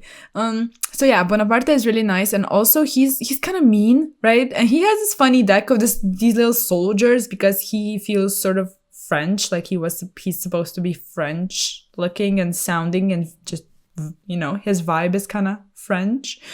So yeah, he has these little soldiers and such a funny deck, and he sort of makes it so you like Crowler more than him, which is cool because Crowler does need sort of a counterpart to develop as a character as well, because Crowler is a dope character. So yeah, Bonaparte plays a huge role in that.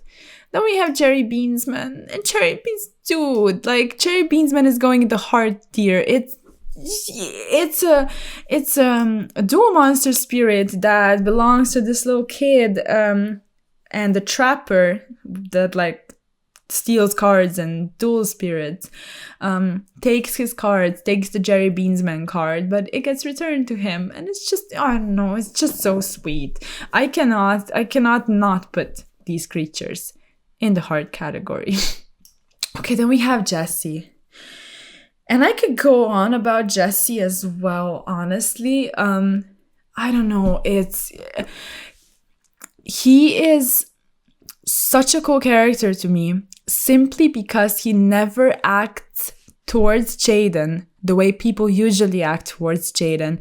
The way they act, meaning making him feel like he's very much alone. And what I mean by that is they just hype him up so much that it makes it so he's sort of above them. Even if he doesn't want to be, they make it seem that way. Like, he's such a great duelist, he's such a great duelist, better than them. He's so, I guess, brave, better than them. Like, Cyrus, especially, and Hasselberry, both of them refer to Jaden in a manner that makes him more important. And they fight for his attention, and it's all about them and how he is their friend. And Jesse, on the other hand, is pretty much equal to Jaden, and he is the perfect counterpart to Jaden. And their relationship is so important throughout the entire anime, that from the point Jesse appears, they're both good duelists, and they're both just genuinely nice people. And he shows Jaden, a lot of things that Jaden doesn't really realize about dueling, about life overall. And they share this very important bond that influences a lot of Jaden's decisions and a lot of his, the development as a character, as a person. And I think Jesse, and also Jesse, like, he has the crystal beasts, which, having crystal beasts and a connection with them, and rainbow dragon and all of that, it just also makes him a great duelist. So he's very important in that regard as well. He's just, I love his character a lot. He should be in the heart tier for sure. Then we have Crocodile Jim Cook. He's going in the awesome tier, right next to Axel, actually. Like, he's just so cool. He is the epitome of the lovable character. Like, you like him a lot. He's nice, he's kind, he's brave, he's selfless. He is very he is also one of these characters that just there's nothing bad about them. And a lot of characters have weird traits, like kind of bad traits, maybe that's just insecurities or other things, but he really feels like there's nothing wrong with him. He's just so nice. And with his crocodile, like with his pet crocodile, like, how cool is that, honestly? He's awesome. He's legit awesome. Okay, Jinzo. We're putting Jinzo in the awesome tier. I don't even care. Like, Jinzo is a dope character because he is a character. Like, he gets revived by these three duelists, students. He gets revived by them, and then he's like, whoa, if I got revived, then I want to live. Like, I just want to, live. So he's trying to use this energy of these electrical towers, and it's a dope episode. I love that episode a lot. And it's also so scary. I remember the students supposedly revive Jinzo, and then he's sort of showing himself to the main guy that revived him, and he's trying to escape, and he has nowhere to escape. So he runs to the docks, looks at the ship to get off the island to escape Jinzo, and then there's Jinzo just standing on the ship, all disguised, but you can tell it's Jinzo. And it's so scary. When I tell you, it's the most scariest thing ever. Jinzo. I love Jinzo as a character. It's so cool. Okay, then we have a very random character. It's a Who for sure, probably bottom of Who, above this thing that I have no idea what it is. And it's the shadow, is the silhouette of Josephine, which is Marcel's mom, aka Bonaparte's ex-wife. That's all you know. That's all you need to know. That's all there is to know about her. She just raises Marcel, basically. Okay, we have Kagemaru. We're putting Kagemaru in awesome. Not here with the golden hen. We're gonna put him higher. Let's just decide what to do with him. Okay, I think he needs to go over here. And let's just put him above the sacred beast. Just for the meme of it, I guess. Of how he wants to control the beasts but never does. He's a cool character. He's very scary, actually. So he's the main antagonist of the first season. He sends the Shadow Riders to retrieve the keys just as a test to see who the best duelist is that's going to actually release the crystal beast with the dueling energy that they possess. And obviously he chooses Jaden and gets beat. And in the middle, he gets out of this incubator and is full of sacred beast power and just turns young again. And it's so interesting because everything he wants is to be young and healthy again. And then in the last season, he's not looking that bad anymore. Like, he's in a wheelchair, but Sartorius is taking care of him, so it's all good, and he doesn't go heel again when he loses, and he just realizes what he did. He makes it so the crystal beast, the sacred beasts, are locked up again. And but he's a very cool character. I have heard a lot of times actually how people don't really like the first season, but it's my favorite one. Like, I love the entire Shadow Rider arc. I think it's awesome, and I think he is a very cool villain. Like, he's a cool antagonist, nothing else to say. Like, he's just very nice. Okay, then we have I think that's another Dark World card. Where did we put them? Let's put them over here. It's Dark World monster. I'm pretty sure it is. And they're just all a part of this army that serves under Braun, and Braun is the king of Dark World, and they just capture Jaden's friends. Not much to say about it. Okay, then we have Kaiba Man, and he's the background character, but I guess we can put him somewhere to the near the top, because he is actually one of the rare characters that Jaden loses to, and it shows Jaden that he needs to have fun while dueling. So it's a filler episode, but a very important one in my opinion. And yeah, Kaiba Man is just playing a part in that. So yeah, there's that. Okay, we have another of the creatures that's harming the sweet little furry creatures in the other dimension. So I think this is the one that flies, but I guess both of them do. So yeah, not that important. Okay, then we have a very it's not a very important background character. Let's put him, I guess, above the Amazonas stuff, and it's he's just the king. He's just referred to as the king, and he is supposedly the dad of Jaden's ancestor, the soon-to-be supreme king. So the kid that Yubel actually turns into a demon for in order to protect. So this is the king. It's his dad. Okay, then we have Kozaki. And Kozaki he's a cool character. He's a background character, but he's really cool in my opinion.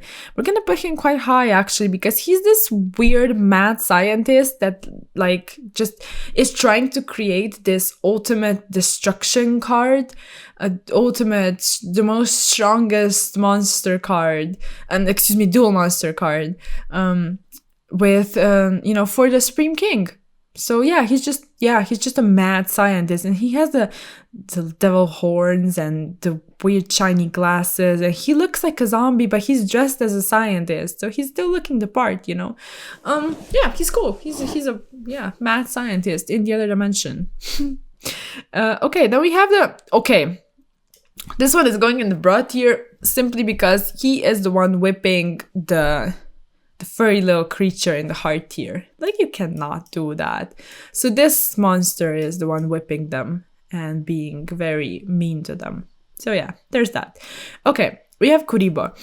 Now this is maybe going to be weird, but I'm going to put Kuribo in Who, because I have no idea where Kuribo, the actual Kuribo, not the winged Kuribo, actually appears. Yugi gives Jaden the winged Kuribo card, but I don't know where the Kuribo appears. So Kuribo is cool and all, but I have no idea where he appears. So, okay. Yeah, do we want to put him higher? Now I'm starting to feel bad. Because we know who Kuribo is.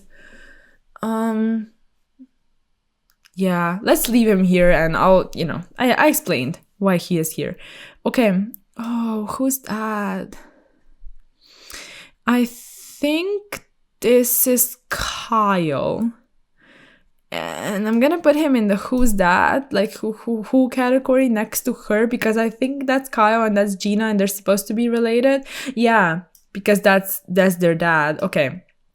So this is their dad, and they all live in the village in the other dimension, and the dad actually sadly dies, so the siblings have to take care of each other because they are survivors in one of the last villages that hasn't been attacked by a Supreme King yet.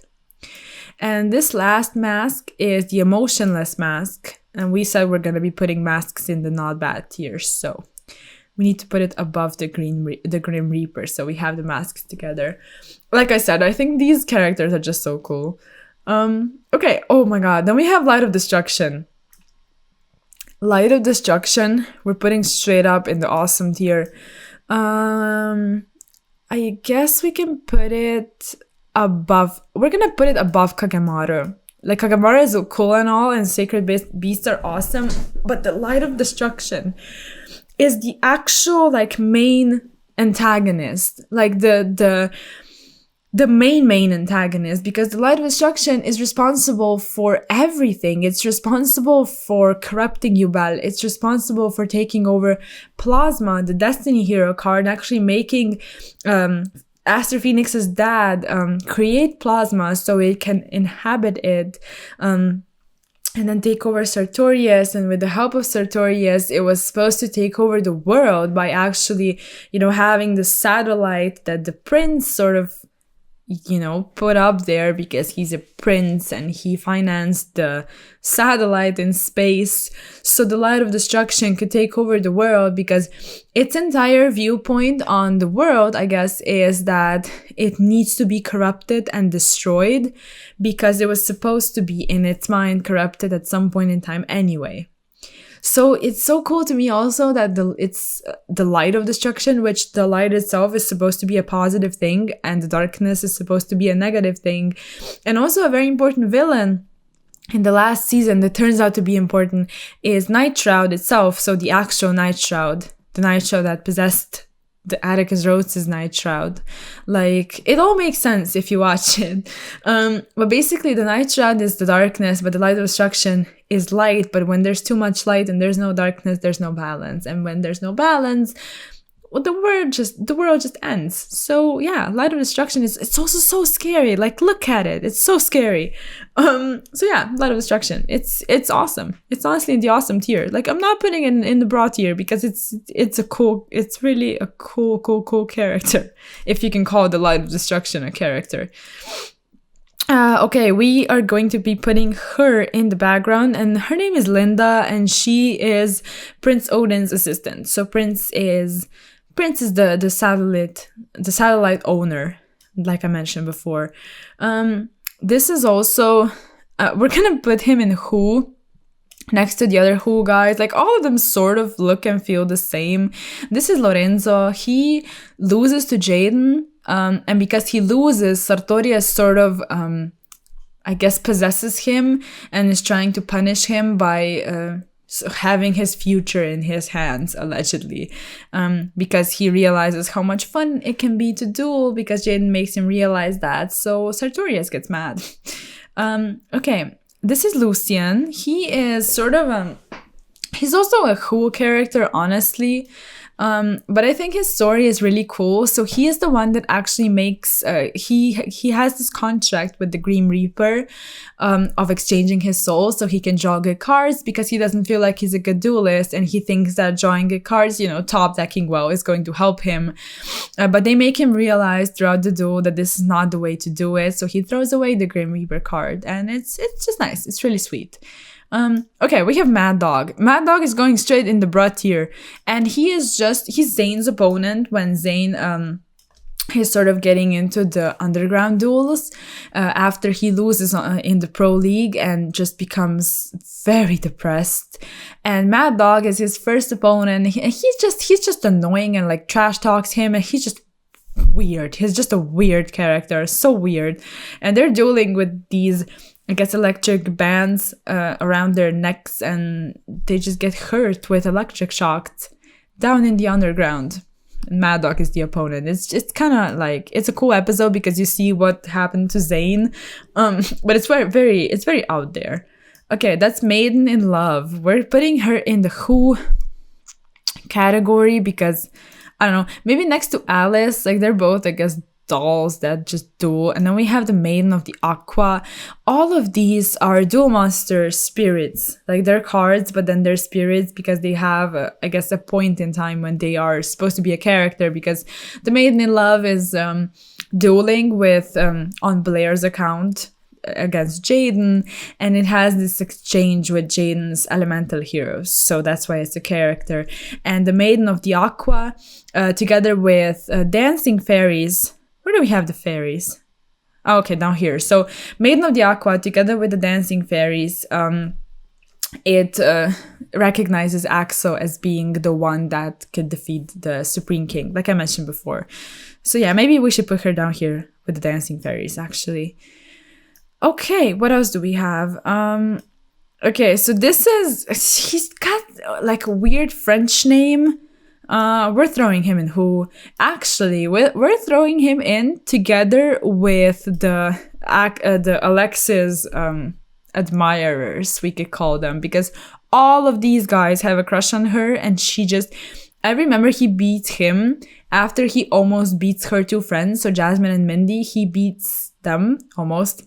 She continues with their life points that are very, very low, and she still beats him. And his entire viewpoint is that women aren't supposed to duel, and how dueling is supposed to be a man's job. So it just, you start to hate him immediately. Actually, now that I said that, we're throwing him in the bra tier, because you cannot say that. That's just so lame, and this applies to real life as well. Okay, we have this character. I forgot his name. It's very similar to the original, and I just failed to remember it. But he is going in the not bad category, actually. Maybe above the masks. So he is in the last season, and he wields, I guess, the power of the Jinzo art. And the Jinzo art is just this Jinzo focus deck, similarly how Zane has the power of the Cyberdark art. And it's also one of my favorite episodes, actually, and I cried so hard again, like I cannot tell you. So long story short, this guy duels. He wants to duel Zane because he with his Jinzo art, he wants to duel someone with his Cyberdark art. And I'm pretty sure he actually beats Chancellor Shepard, because Shepard has Cyber Dragons and the cyber stuff as well. So he wants to duel Zane, but Zane's heart is very weak from all of the, duels, the electric band duels, and from the actual Cyberdark deck sort of draining his energy slowly. So he wants to duel him, but when Zane becomes weak and it's looking like he's going to really struggle with his health if he continues with the duel, Cyrus steps in. And if you couldn't tell, and up to this point, I love Cyrus a lot. Like, Cyrus is such a cool character. So Cyrus steps in, and he's like, well, I'll just duel on your account, Zane. And he goes up against this guy. And what he does, and it's the sweetest thing, he joins a couple cards from his Cyberdark deck with his Roid deck. So he fuses both decks together, and a deck is supposed to sort of listen to its master when the master is the most confident with it, and that's why it was draining a lot of Zane's energy, it said, if I understood that correctly, which I'm pretty sure I did.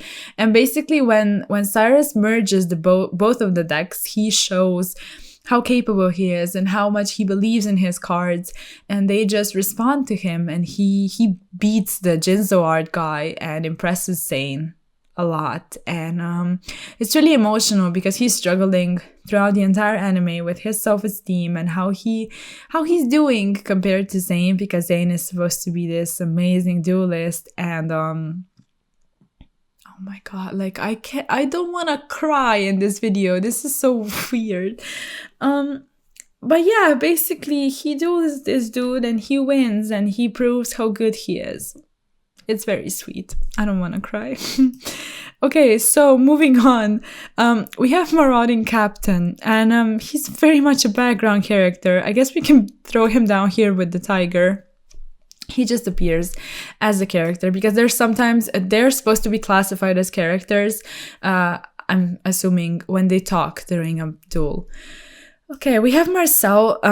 Marcel is going in the not bad tier simply because, I mean, obviously, like, he was let's put him next to his dad. Actually, he was possessed by Yubel. Like, it's not his fault that his family has some issues, and he just became really sad and didn't know how to deal with it. So he was more open to being possessed by Yubel, and he does a couple, bad things while being under possession, but of course it's not his fault. So, at the end, he just sort of reunites with his dad and goes on to spend more time with him. And it's really nice, actually. Okay, this is the dude that I was talking about. His name is Mathematica or something like that. He's very much a background character, and we are going to throw him together with these ones. All of them are, from these filler episodes, and he is the one that Damon beats. So Damon, where do we have him? Over here. So Damon returns to the academy. He's dueling again, like, regularly living at the academy, not in the jungle, and dueling. He beats him, and he was supposed to be like a pro player. And he has this weird thing where he does math stuff, but he rhymes it. It's kind of annoying, but it's funny. So yeah, there's that. Then we have Mike. So we're throwing Mike in the brat tier, actually quite high up, because he's just such a horrible character. Like, you really, you really hate him. Basically, like I said before, he wants to rig matches. He wants to bully and force Aster into losing and threaten Aster with he says that he's going to make sure they close down the orphanage where Aster Phoenix used to live, and the orphanage he cares a lot about, and he's trying to close it down so Aster would lose.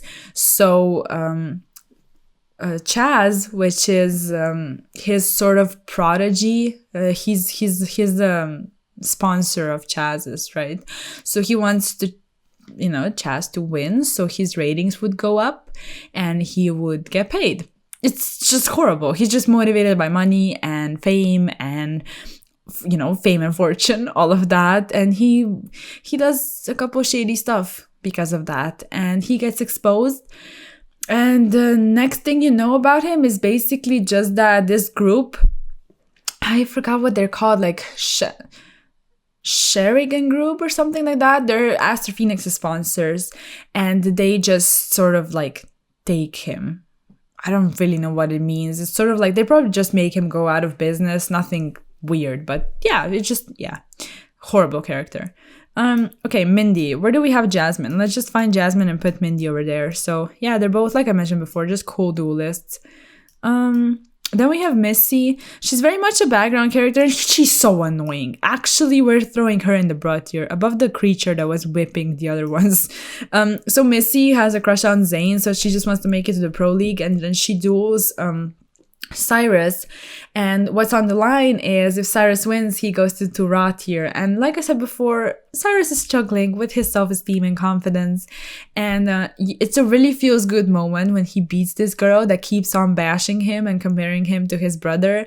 And if she wins, she was supposed to go to the Pro League, and then she says that how she's going to be with Zayn and stuff like that. It's very cringy, but yeah, she loses. So it's a feels good moment for Cyrus, definitely. Okay.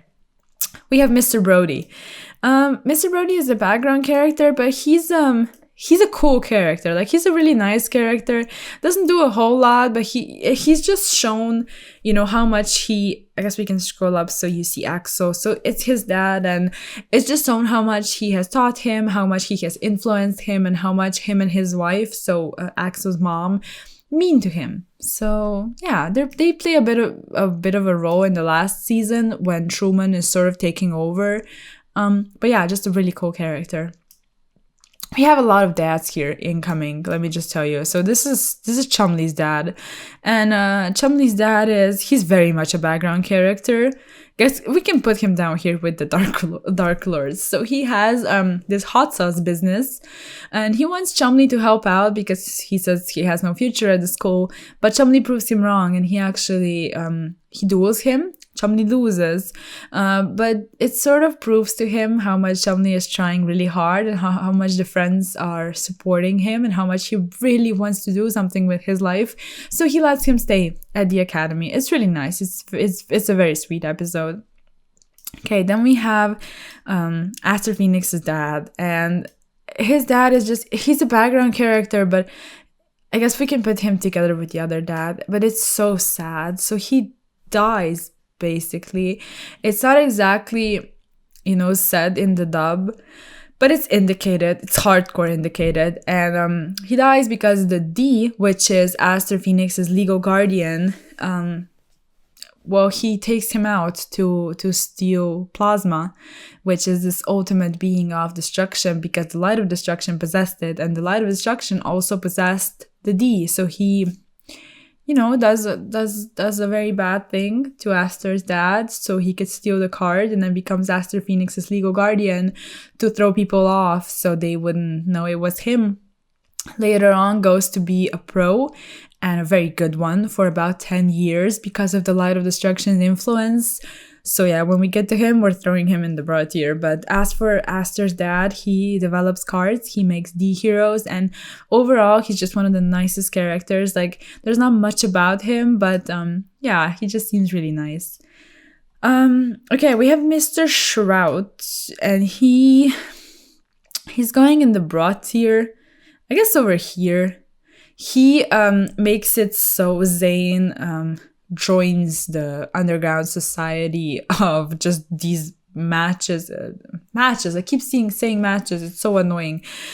He just makes Zayn join this underground society of dueling with electric bands, and he becomes Zayn's manager. Because he sees potential in him, because Zayn is obviously really good. So when he starts dominating the underground scene, Mr. Shroud is obviously excited. He has a couple weird traits. So he's a really lame character. But Zayn fires him subsequently when he's sort of acting like he's more important than Zayn, because he caught him into this entire thing. And Zayn just gets angry and fires him. Okay, then we have Mr. Stein. And we're gonna put him in background. Maybe a bit higher, I guess, next to Franz. They're both they're both negative characters, but Franz turns out okay. Mr. Stein doesn't, however. He has a very sad story, actually. He's just sad that people don't like to listen to him at his classes. He's a teacher.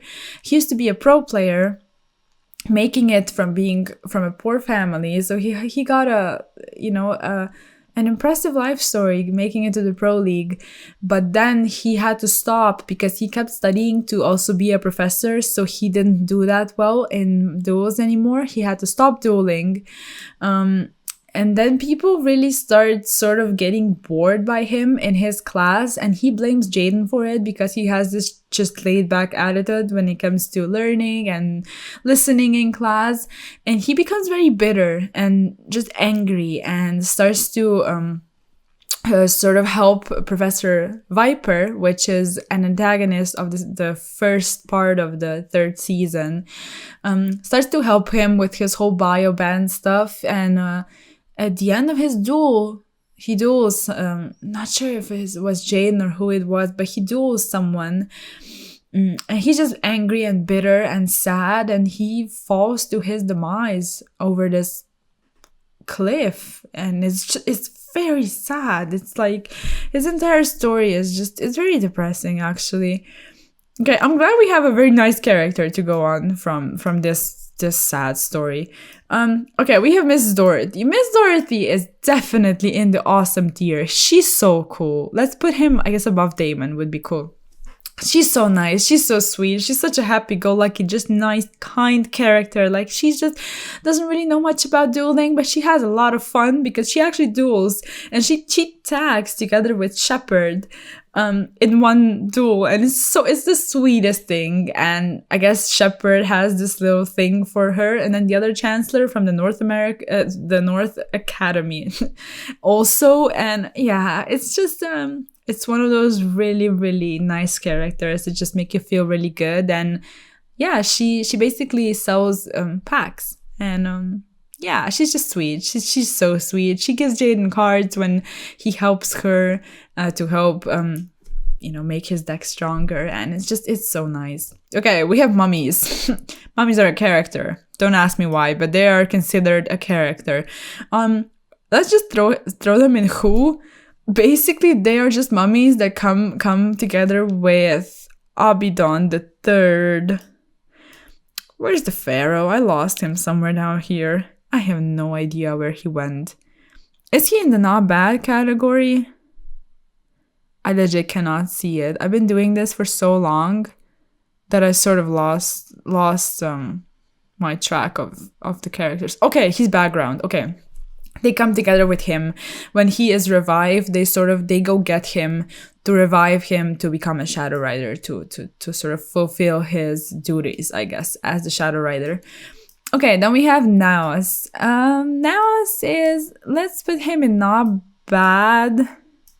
I guess over here at the top of those monsters that are very sweet, because Naos, he's sort of interacting with Jaden the most next to Winged Karibo. And he's just a cool character. He merges with a lot of different things, including Yubel, which is really cool to me. So yeah, just a very nice character. Okay, then we have this little boy, and his name is Naro, and yeah, we can put him next to the other people that like, okay, who? We're gonna put him in the who category next to the other just nice villagers that don't really, things don't go that well for them. Him and his grandpa, I'm pretty sure he's over here. Yeah, their village gets overpowered by the Supreme King army. Let's put it that way. And his demise is basically what makes Crocodile Jim Cook really go just mad and decide he's going to fight the Supreme King, and ultimately he loses. But he did it because I just really threw him off when the little kid got when everything happened. So it's really sad. Okay, moving on. We have Night Shroud. We have the actual Night Shroud. Now, I'm going to put Night Shroud at the top of not bad, actually. Oh my god. I think I messed everything up. Hold on, let me move the mask. Okay, we're putting Night Shroud at the top of not bad. I don't want to put him in awesome or any higher. He's a cool villain, but I think the Light of Destruction is a better villain. I think Kakemaru is the better villain because Night Shroud sort of just gets defeated quite easily. And throughout the entire last season, people start vanishing, Jaden fights Truman a lot of times. There's Yusuke. You think that Fujiwara is like the main antagonist of the last season. And it just turns out to be Night Shroud, which is just this, I guess, personification of death itself. And everything just sort of comes full circle. It feels really nice when they beat him, everything is finally over. But yeah, the character didn't feel as dark and dangerous to me as some other stuff did in the anime. So there's that. I'm just being honest. Let me know if you think otherwise. Okay, we have the Ojamas. Oh my god. So the Ojamas they're so sweet. Hold on. We're moving them to the heart tier. I don't care. Don't even at me about putting Ojamas anywhere other than the heart tier. I'm not gonna spend too much time because it's been quite a long video, but their dynamic together with Chaz is the sweetest thing ever. How they like him so much, and how he's just so annoyed by them, but also likes him in return, but would not admit it. It's incredible. And Ojama Yellow actually has quite an important role when he is traveling together with Cyrus in the other dimension. So yeah, there's that. They're just really, really sweet. Okay. We have this character, and we're throwing him in the broad tier simply because this guy is called Orlando, and he was supposed to be this actor, I guess, that just duels for clout, which is really lame. So Jaden teaches him what it really means to duel, but yeah, I just really disliked the character. It just seemed the episode was quite boring to me, didn't really bring me anything. So yeah, I didn't really like it. Okay, then we have him. What's his name? I forgot his name, but I will probably put him at the top of who if you don't know him, but he is Jaden's childhood friend that Jaden actually duels, and when he loses, and his friend is trying to comfort him, and he's nice, or I'm pretty sure Jaden loses, yeah. But Yubel is overprotective of Jaden, because at that point in life, Yubel is still with Jaden.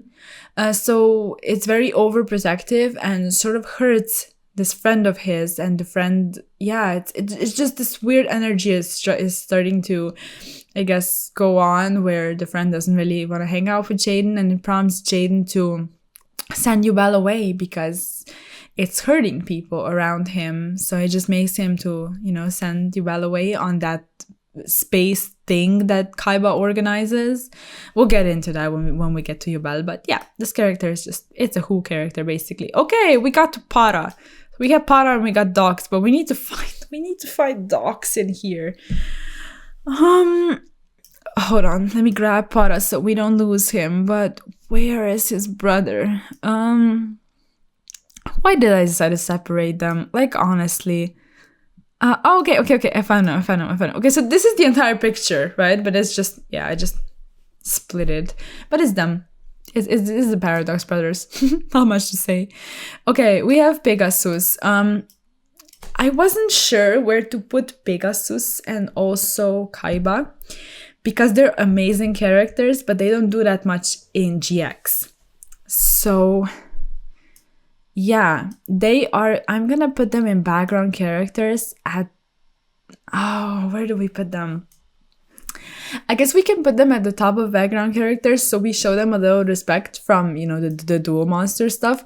But I'm just putting them here because they are background characters for the GX anime. If I was to go on about how much I like Pegasus, we'd be here a while. So let's just keep it at that. We have Petite Angel, and it's Petite Angel is just, it's a background character, but it's just getting harassed by, hold on, we're throwing him in the hard tier next to the harassed creatures. I guess we can put them at the bottom of the hard tier so you know what's going on. So these are the creatures getting harassed by the bad creatures in the other dimension. Okay, we have Pharaoh. Pharaoh is going into awesome. Let's put him next to Banner, actually. Where is Banner? Where's Banner? Okay, here's Banner. Okay, Banner and Pharaoh are just going in here together because they sort of belong together. It's just Banner's cat. That's it. Okay, we have Viper's son, and we can put him at the top of Who, actually, because it's one of those characters that you see like once, and then every other time he's just mentioned because he died, and then every other time he's just this glowing orange energy that Yubel is sort of producing to make Viper believe it's his son and to make him serve Yubel. So it's, the entire Viper thing is so sad, but we'll get to him. Okay, so the next guy, I'm pretty sure this is the last one that has a crush on Alexis. So we are going to be putting him next to the other Alexis dudes, but like, okay, here. So it's 4, is it 4 or 3? It's 3 of them. Yeah, it's 3 of them. It's just this guy that like gambles or something. He like gambles and likes Alexis and like stole her handkerchief or something, and then he returns it. It's fair. Yeah, it's random. It feels good when the main characters beat those dudes. It's so funny. Okay, then we have Prince Odin. So Prince Odin is definitely a background character. He's, I guess, one of the more important ones since in the Sartorius arc, he's the one that has the control over these satellites that were supposed to create this massive brainwashing of the Earth, and then the entire Earth would just be Society of Light. So the prince is not a bad person at all. He's just very lonely because he had no friends. So when all of these events unfold, he realizes how much his assistant, Linda, we have down here, how much she really was always by his side throughout their life, and how much she means to him, and how he's really not alone. So yeah, he's a bit of a misunderstood guy, but yeah, Okay, we have Princess Rose. We can put her next to the Death Frogs because this is the thing I was talking about, how she sees the Duel Monster spirits, but people don't believe her. So these are the Duel Monster spirits that she sees. So yeah, that's her, and that's the Death Frogs. Okay. We have an obelisk blue student. We can put him, I guess, somewhere in the background. Yeah, we can put him together with the America dude and the other one. So he's just Chaz's friend. There's nothing else to say about him. He's just Chaz's friend. Okay, we have Raviel. We are going to put Raviel next to Hamon. Let me just find Hamon. So the sacred beasts are supposed to be characters because they are that important, but they don't do anything else besides just being summoned. So the entire thing, I think, in GX is sort of revolving around sacred beasts and then also around the light of destruction. So they are mostly the most important things, I guess. Okay, then we have, what's his name? He is like something the third. Like he's just, doesn't he look like a sassy, dude that's just called something the third? He is this just random background character that makes fun of Chaz because Chaz has to duel him in order to get back to the Blue Dorm as he returns from North Academy, because he was supposed to go in the Slide for Red because he just started attending school again. So he needs to duel this guy. And fun fact, allegedly in the sub, he is very nice and respecting towards Chaz, and in the dub, that like for no reason, they just made him very rude. And it's like, why would you do that? It's the same thing. But yeah, I guess in the dub, they just decided that he's going to make fun of Chaz. So there's all there needs to be said about him. We have Ruby Carbuncle. She's going over here together with the other monsters. She's very sweet. She's just like Jesse's main spirit, like Winked Karibo is for Jaden. Okay, then we have Sadie. Sadie is she helps Miss Dorothy. Where's Miss Dorothy? She's a bit higher, right? Because we like her a lot. Yeah, Sadie is just a background character. We can put her together with these two. She doesn't appear a lot, but when she does, like, what her deal is, what she does and all of that. Then we have the Sandworm, and yes, the Sandworm is also a character, and it just sort of chases them through the desert. I think that's all it does. We're gonna throw him next to the other creatures. Sapphire, Pegasus, all of the crystal beasts are supposed to be characters because they converse with Jesse a lot, and also because they converse with Jaden in order to tell him how he can free Jesse when Jesse is possessed by Yobao. Okay, then we have Serena. Serena is Sartorius' sister. We're gonna put her in the not bad category, but let's decide where. Okay, maybe above this lady, below Bonaparte. So I don't particularly like her a lot, just because I dislike that entire Domino City thing with the 4 guys that just sort of are very lame, and she like controls them and then locks them in a mirror as punishment. But actually the only thing she cares about is helping her brother, and she just wants her brother, so Sartorius, to not be possessed by the light of destruction.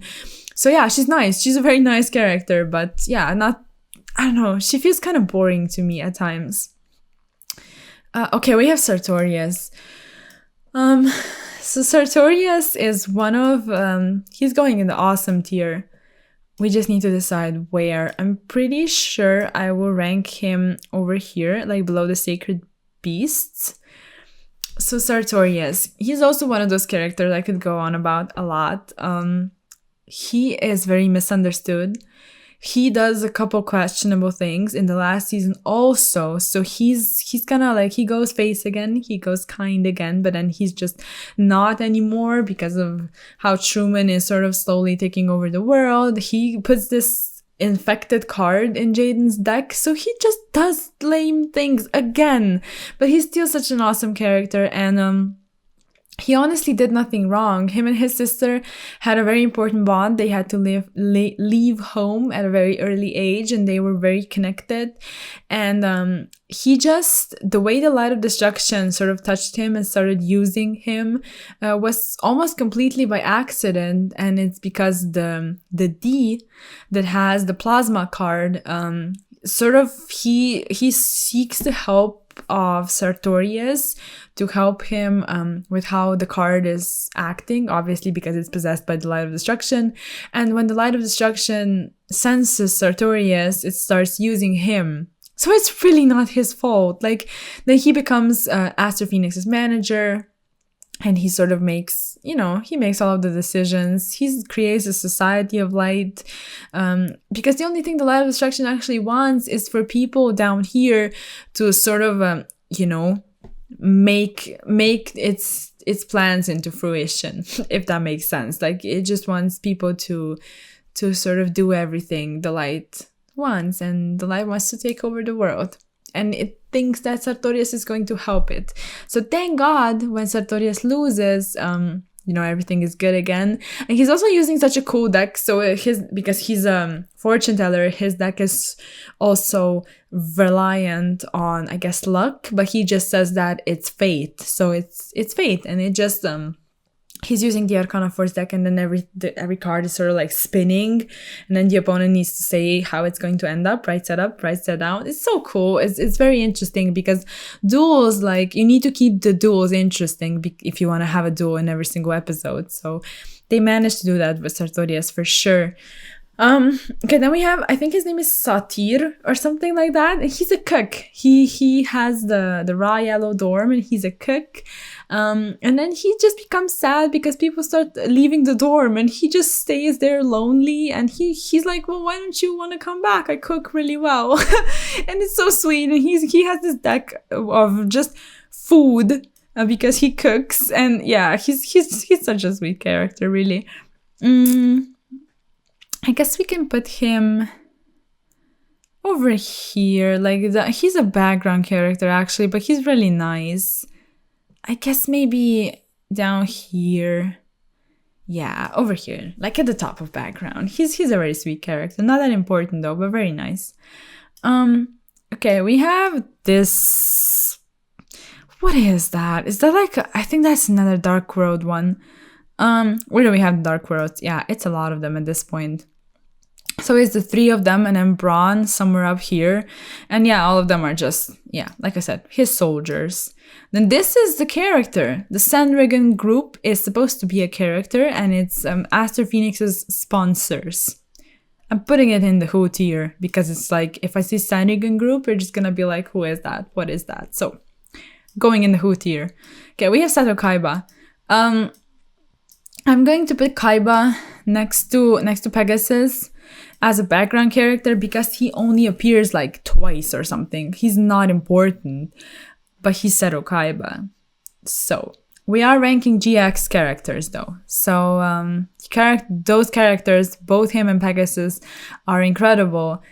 But you don't realize that from the GX anime. You're supposed to watch Duel Monsters to know that. So yeah. Okay, then we have. Who is this kid? Oh, okay. So that's Adrian Gecko's little brother. I'm gonna be putting him in Who. It's like, who is that? Like, I had no idea he even appeared. But I'm pretty sure it's like from a flashback or something. Okay, now we have Shirley. Shirley is going up here next to Jim Cook. They're both really nice. They're just both really nice. They're friends. Jim saves her actually from walking into a trap, and that's why he lost his eye. And the eye was given to him by this mysterious old man that gives him the eye of Orichalcum. And in the eye was supposed to help him, and it does when the Supreme King is, I guess, his time is up and he's supposed to fall. The eye is sort of like, showing some stuff. And I am pretty sure he gives the eye to Axel to aid him, because Jim does lose. So, yeah. Or does Axel find the eye or something? There's something with the eye. It's really cool. This is another Dark World card. I think this monster and then some other sort of chase Cyrus when he allegedly like falls off a cliff. Then it's Skilled Dark and White Magician. We're throwing them somewhere down here because it's like, who is that? What do they do? What purpose do they serve? I guess next to Doomdozer. Sure. Next to Doomdozer is fine. So the Skilled Dark and White Magician is basically just the Doom King of Armageddon posing as them, and they're all these 5 duelists of death. Together with Skull Knight, he's also a duelist of death. I guess he's a background character.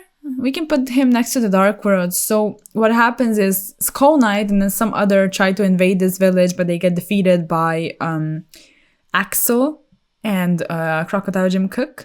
But then the others infiltrate the castle, and it's sort of, it becomes known how they're infiltrating it because of some message received or not received from the Skull Knight. It's this whole thing. Not a really important character, but yeah. This is when the shield gets killed. The shield we discussed before. I cannot find it immediately. This guy. This is when the shield sort of, you know. Okay, then this creature is, I have no idea what it's called. We're throwing it down here. It's just flying like next to this lab where they want to, it's like, I guess this power plant, which, yeah, it's just there in the middle of the desert, and they want to use the power to get out of the dimension. That's it. Then we have the other brother. Okay. So this is the other of the Chaz brothers. One of them duels him. Not sure which, but yeah. Okay, we have Slifer. Slifer is going up there and awesome. Let me just scroll up. Oh my, I'm getting so tired from this. It's really nice. Like I'm having a lot of fun, but it's a lot of characters. So we're putting Slifer next to the Sacred Beasts. Down here, I guess. Let's leave the Sacred Beasts next to Kakemaru. So Slifer is here because Yugi summons him, I think. Then it's Yugi's grandpa. Yugi's grandpa is just so sweet, but he's also, he's pretty much a background character. Let's put him up here also, because obviously you can tell that Yugi's grandpa is cool because of the other anime, not exactly the GX one. So he plays a minor part in a couple of Domino City episodes. Okay, then this. You're gonna ask, what is that? I can't put this in Who, but I'm putting it at the top of Who. This is Sonic Duck, and it's the Sonic Duck spirit, dual monster spirit that they ride in the other dimension, and it's classified as a character. Don't even ask me why, but this is the Sonic Duck, and Jaden is riding it, and it's the sweetest thing. I swear to God. Okay, Sparkman. Sparkman is going up there together with Avian and Burstinatrix. And they are all, like I said before, in that duel with Blair.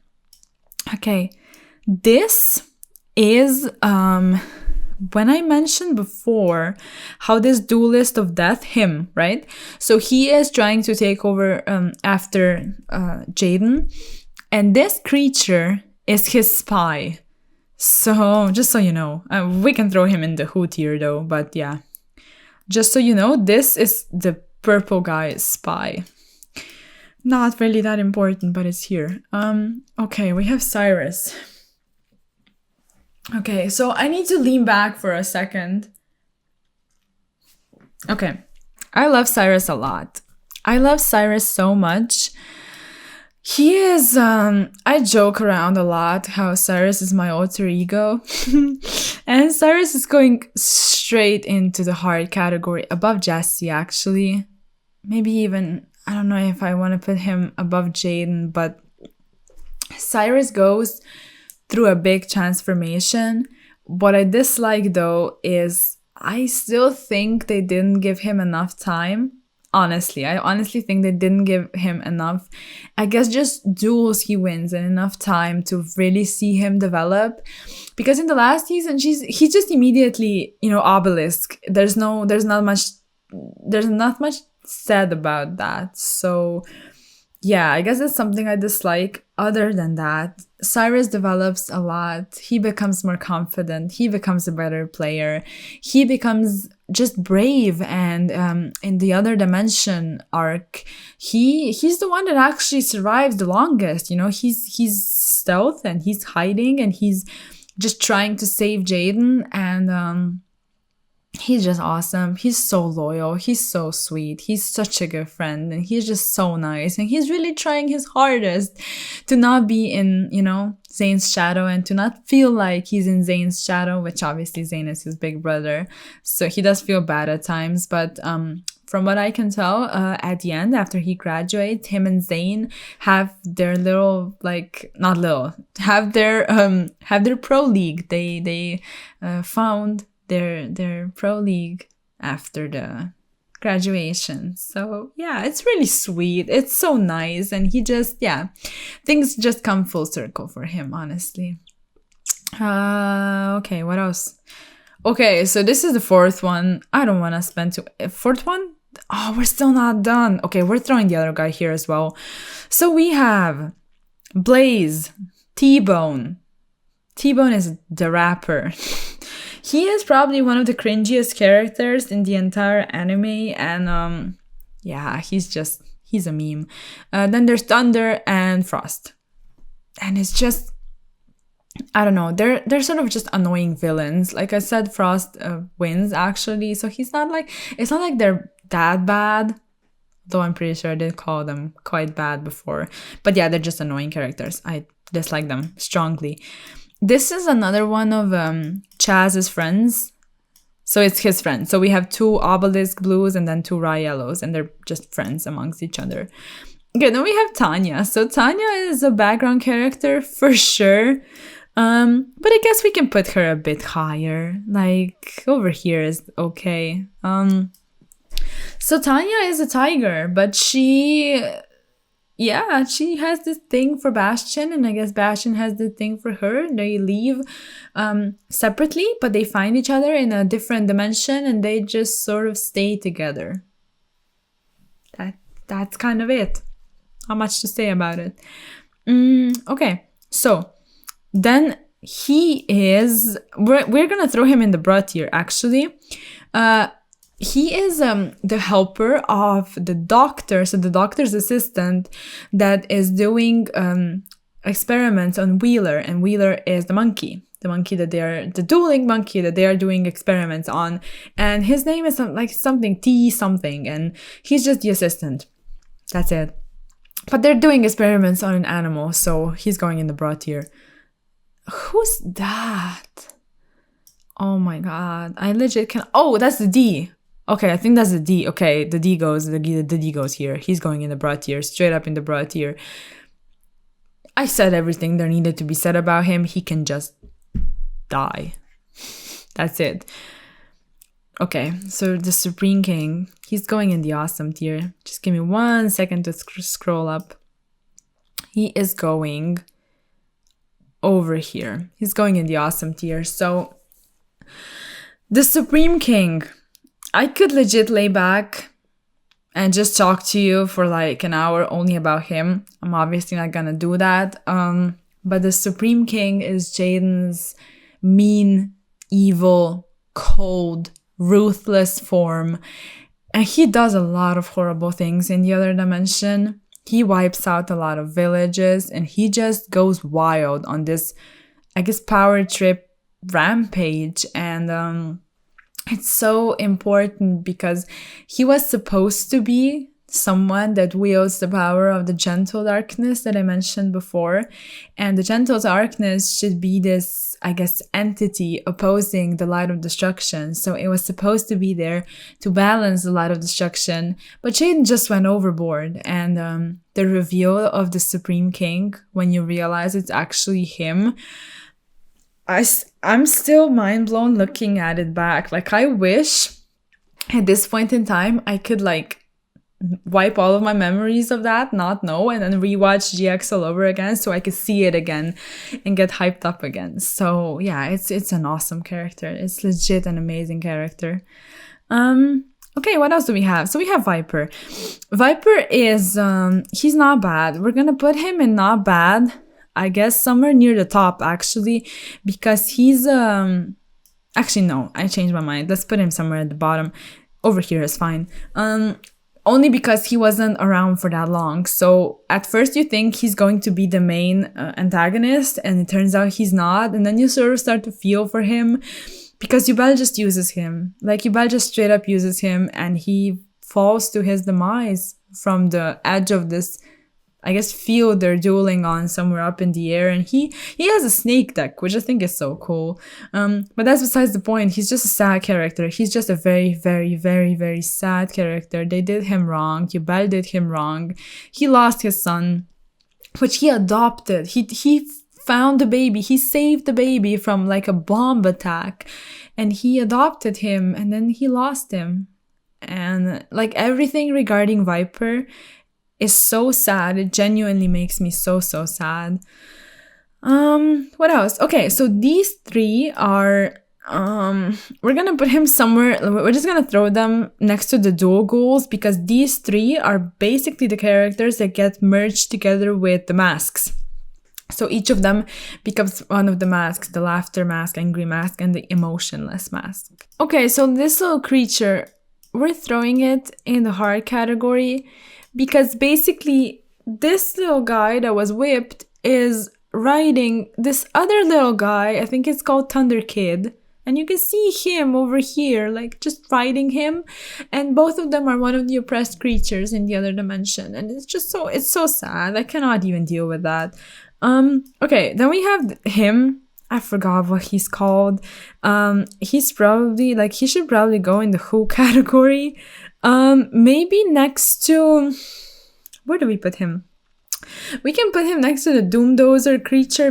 He just duels Jesse in the middle of the desert when Yubel moves them to the first dimension, like the first of the other dimensions, with the dual ghouls, all of that. Like, he's just, I guess, gets spawned there by Marcel. Yubel through Marcel. So Jesse duels him. That's it. Is that? I think that's Titan. Yeah. Okay. We're putting Titan somewhere quite high up, actually. We are going to put Titan in the not bad category over here, actually. And why that is because I think this character is so cool, because it's not a regular villain. He poses as a Shadow Rider at the abandoned dorm. And then he actually gets possessed by darkness because he is, I guess, just playing with it and just playing with the dangerous stuff. And then he actually has to become a Shadow Rider. And when he loses, he just gets sucked into the darkness. It's very dark. It's very eerie. It's quite scary. Like, the entire abandoned dorm thing is still a bit scary to me looking at it back. And Alexis actually duels him in the abandoned dorm. So yeah, he's a very cool character. Like, he makes a mistake. He disrespects the darkness. He's sort of faking the shadow games, faking the millennium items, and then he expresses himself wrong, so people start to doubt him, and then the actual real darkness possesses him, and it's really messed up, actually. So yeah, we're gonna put him over there. Okay, so this little kid is, we're gonna throw him in the Who category next to a Viper's son, but we can put him quite high up because I like him. So this kid is the one that the trapper that traps dual spirits takes the Jerry Beansman card away from, and then Jesse and Jaden actually retrieve it. And I guess we can put the trapper in as well. So this is the trapper. We're gonna put him in the bra tier because he's just a lame character. So he just takes dual spirit cards, which is horrible. And he was allegedly a victim of that himself. And then the spirits of the cards he took sort of, one of the spirits, fun fact, is actually this creature, this Thunder Kid. And then they sort of take him. Like, it's not really explained what happens to him, but yeah, they take him. Okay, then we have Topaz Tiger. Topaz Tiger is going over here with the other monsters. Okay, his name is Terry or something like that. And he is actually, I guess we could put him in Who, because I'm not sure every single person is going to remember him, but he is the one that brings Jinzo back to life. And he is the one that is trying to escape Jinzo, and Jinzo is waiting for him on the ship. It's really scary. It's so scary. Okay, we have Truman. So Truman is going in the broad tier. Let's put him, I guess, over here, because Truman he just feels like, when you start watching, he feels like a very lame villain, if you know what I mean. And it turns out that Fujiwara is like the real villain, and then it turns out that Nightshot is the real villain. But yeah, Truman just feels like kind of lame because he loses a lot. He's just made up of cards. You cannot really tell what kind of entity he is and what's going on with him. And he actually becomes scary only when people start to vanish. So it's like, he doesn't really feel that dangerous, at least to me. Okay, then this kid is also a Who. And he is the first person in Domino City that gets his cards like wiped clean and just gets absorbed by darkness because of Truman. I'm pretty sure he's just angry because he lost, and I guess throughout the entire anime it's sort of shown to us how people with, I guess, darkness in their hearts are more prone to getting absorbed by the sad darkness. So yeah, Truman like takes over the kid and his family, and then the entire Domino City in the process. Okay, so, oh my god, we jumped somewhere down. Okay, Hassleberry. Hassleberry is going in the awesome tier, but we need to decide where. We can put him, a Slide of Destruction, Sacred Beasts, here. Okay, above Honest. So he's not like, he's a very cool character. He's not one of the best ones though, but he's still really, really nice. He's really loyal. He's very kind. He's very selfless, and just cares a lot about his friends. He's quite a good duelist. He's got a dope deck. He's got a dinosaur bone inside of him, which is like dope on its own. So yeah, Hassleberry, I like him a lot. He's just a very nice character. What I dislike though is the fact that he loses a lot. He does not win. He wins like once, I think. And then I'm pretty sure he like almost won against Cyrus. Or was it the other way around? I think it was he won against Cyrus, but he didn't actually want to flip the card and win or something like that. Basically, he's, yeah, I like the character a lot. But he's not one of the, I guess, the top ones of the group. But he's really kind. So yeah, okay, we have Uriah. And we're putting it next to the other sacred beasts. Hold on, let me just scroll up. Okay, now we have come full circle. We have all of them sorted together. We have Kakamaru, we have the sacred beasts, we have Slifer. The only thing we're missing, the only thing left is Ra. So, like I said before, sacred beasts are not actually like a character. They're just, you know, shown to us in the anime. Okay, we got to Crowler. Oh my god, I love Crowler so much. I don't even know where to begin. Like, Crowler is going straight up in the hard tier. Hold on, I lost Crowler. He's going straight up in the hard tier, but let's just talk about how cool Crowler is. He's going up here. I don't even care. Like, okay, let me just move a bit so we can discuss Crowler. Okay, so You start by hating him, right? You start by hating Crowler. You're like, why are you making it so hard on Jaden? Yeah, you dislike him because he doesn't have good grades. Why are you trying to expel him? But you need this sort of, what do you call that? Like, he is just an antagonist all the time. Like, it's not the main, you know, I guess, antagonist of the season, of anything like that, but it's just this person that doesn't really get along with the main character that's always there, that you can rely on being just you know, annoying all the time. But then when you start to see a change in him and how he actually cares about the students, And when he duels Kamula and gets turned into a doll, it's basically to protect them. He also he cares so much. He cries when they leave. He doesn't want them to leave. He cares about them a lot. And there's this little scene I remember when they all sort of like hug him when they don't want him to go, because he wants to accept the like a job offer or something, but then Shepard is like, no, I don't want you to leave, like stay please. He stays, and like everything is just so sweet. The character is so funny. You cannot even tell if it's a man or a woman, and allegedly they don't want to talk about their gender. They just rather emphasize the fact that they have a PhD in dueling. It's the funniest character, I swear. And when he's like in a couple of the first episodes, like diving and swimming in this random like lake, trying to spy on Jaden and get him expelled, it's just so random. It's like, what are you doing? You know, it's this comic character. It's really a comic relief, but you love the character so much. At least I do. So yeah, I think Crowler is amazing. Crowler is legit so cool. Fun fact, his deck was like the first deck I played. It was like a Crowler deck, just a bunch of Ancient Gear stuff. Okay, this is, it's like Warrior Lady or something like that, it's called.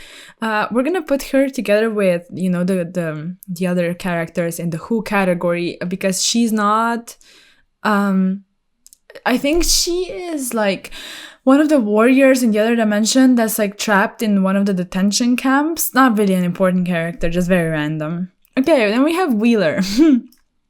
Hey, Wheeler is going in not bad. Not sure where to put him though. Let's put him, I guess over here is fine. So Wheeler is he's such a cool character. He's a dueling monkey. Like that's just what it is. And then when he's set free, he actually makes an appearance again. I'm pretty sure when Jaden is like wandering the jungle, he comes across Wheeler, which is very sweet. Okay. What else? This is the doctor that's going in the Bra tier, and he's a doctor that's doing experiments on Wheeler, so we hate him. Okay, then we have Ra. So Ra makes an appearance, obviously, because Franz took him. And we can put him in together with Slifer. Okay, that's it. It's just the Winged Dragon of Ra. It's awesome. Not much to say about it. Then we have Winged Karibo. What else? Hold on, let's just put Winged Karibo somewhere first, then we're going to return. So Winged Karibo is going in the hard tier. Where do we want to put him? Or I guess it can go in the awesome tier. Yeah, Winged Karibo is awesome, but he is Jaden's like main spirit, right? Okay, who am I kidding? I just want to put Winged Karibo in the hard tier. That's where it belongs, honestly. Okay, this I have no idea what that's called. That creature. We're putting him together with the random monsters, and it's just a dual spirit that's observing Bronze. Where's Bronze? Hold on. He is observing Bronze duel. Okay, Bronze duel with Jaden. That's just it. And he's rooting for Bronze, so he's a lame character. Okay, then this guy is also getting abused in a different dimension. So we're putting him in the hard tier. And basically this is like, it's a vanilla actually here in the, in the card game, in the official card game, it's a vanilla, but I'm not sure if it's even in the TCG. Like, I don't know. It's an interesting card, but besides it being a card, it's just a character that's getting abused. So we're putting it in the hard tier. Okay, then we have Yugi.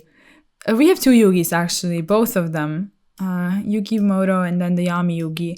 And obviously both of them should go, you know, high up. But they deserve to be an awesome. Just not sure where to sort of put them, because they don't play a huge role. like for a very long time. They just do a couple very impactful things. Obviously, Yugi is in the last episode and in the first one, so everything gets tied together. So it's going in the awesome tier for sure, but no, I don't know where to put it. I guess we can put him over here. I think that's perfect. That's perfect for Yugi. Okay. Okay, that's Jasmine. We're gonna put Jasmine in, I guess, background, maybe? Background is quite fitting for her, I think. So she is, no, a bit lower. Hold on.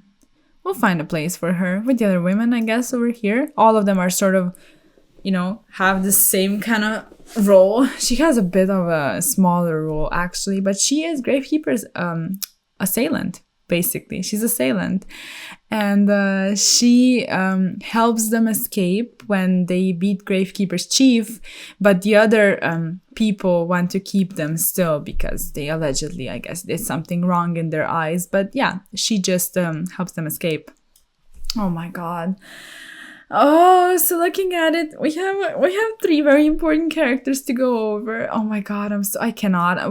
We're just gonna put this Dark Lord somewhere, and then I can, you know, I can talk to you about the characters. Okay, the Dark Lord is going there. I'm sorry. Am I being disrespectful to these Dark Lords? I don't know. Okay, we need to adjust Yubel, right? So I don't know if you guys even know that, but I have a Yubel tattoo, right? I don't know if you noticed that in the videos, but yeah, I have a Yubel tattoo. I think Yubel is incredible. They merge souls. Like, how sweet is that? Like, Yubel just wanted to protect Jaden, and it took a lot of very extreme measures. And it was corrupted by the light of destruction. It was sad, it was abandoned, and it made a lot of wrong choices. And maybe it could feel to a viewer how Jaden made a wrong decision by fusing souls with Yubel, because Yubel is an antagonist and she does a lot of very bad things and she wrongs a lot of people.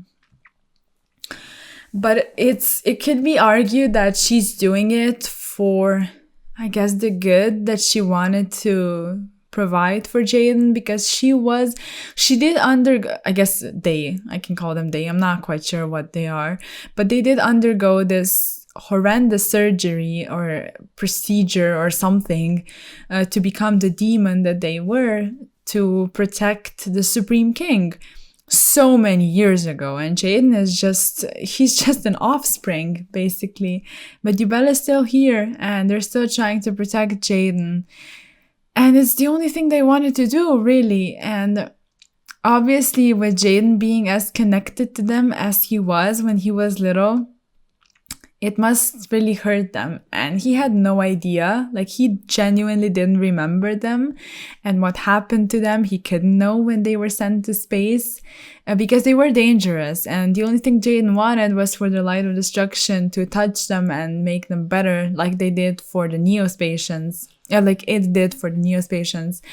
But it sadly didn't happen for Yubel. So he had good intentions and he wanted to be with them and be protected by them, but things just went south. And it's sad how many bad actions it had to take for them to grow, I guess, fond of each other again. But when they merge souls, this is like the 3rd time I cried so much. So Yubel is going in the heart category, very high up. I just think the entire idea of this demon like protecting you is so sweet, and how you are just not alone. Yeah, I think it's beautiful, basically. That's it. I think it's so sweet.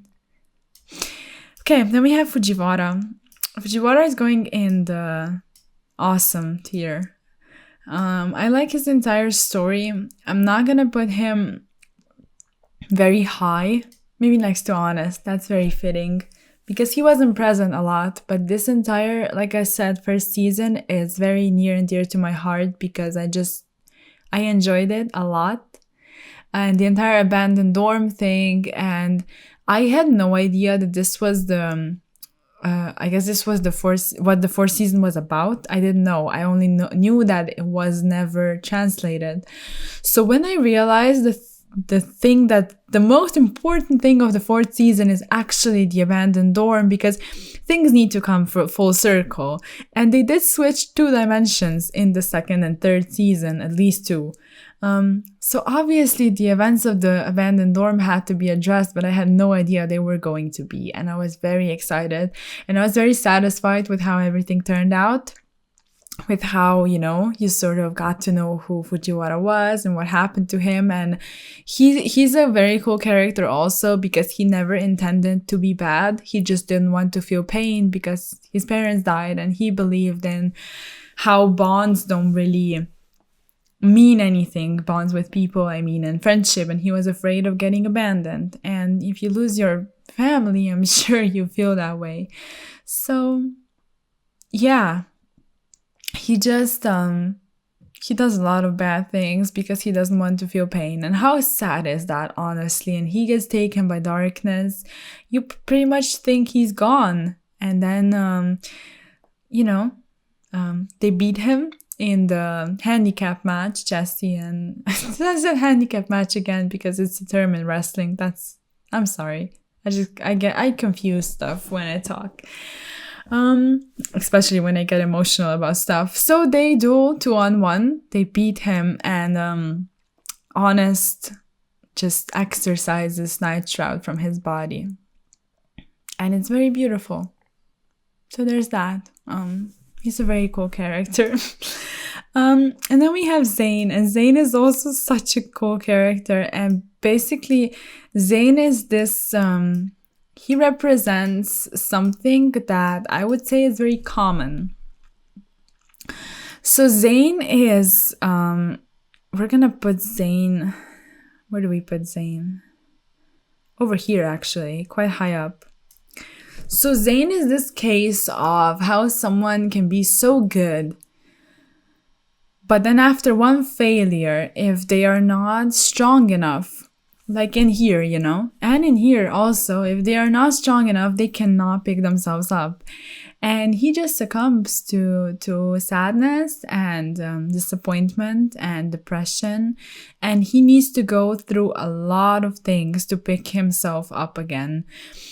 He's an amazing duelist, but he takes a weird approach when it comes to his relationship with Cyrus. So his little brother, maybe he's a bit too hard on himself, on Cyrus. He's also hard on himself, and he just wants to, for example, when he is trying to finish the duel, when he's dueling the dark Jesse form, they all think he died because he will not stop. He just wants to win. He wants to duel, and he actually almost wins in that duel, fun fact, but he collapses. So he has a lot of amazing traits. He has a couple, traits that are a bit worse. So he's just this really well-rounded character, and also a very important one. Obviously, I was very excited to find out he never actually died. And he gets along with Cyrus again. They make their pro league, and it's very beautiful. And I think Zane really rounded off this entire thing well. This was honestly quite a journey I took you on. I think I got even emotional. I'm getting very tired. So hopefully my energy wasn't down by the end of the video. But yeah, I had a lot to say. Hopefully you're still listening. If you did, I cannot even tell you how much I appreciate you for it. And also, I hope I provided you with some entertainment. So, yeah, scrolling over the tiers once more, we have a lot of things. But I'm pretty sure everyone is exactly where they should be. I think it's perfect. Let me know what you think. I honestly want to know, where would you put some of the characters? Which are your favorite ones? Which do you maybe dislike and why? And if you even watch the GX anime,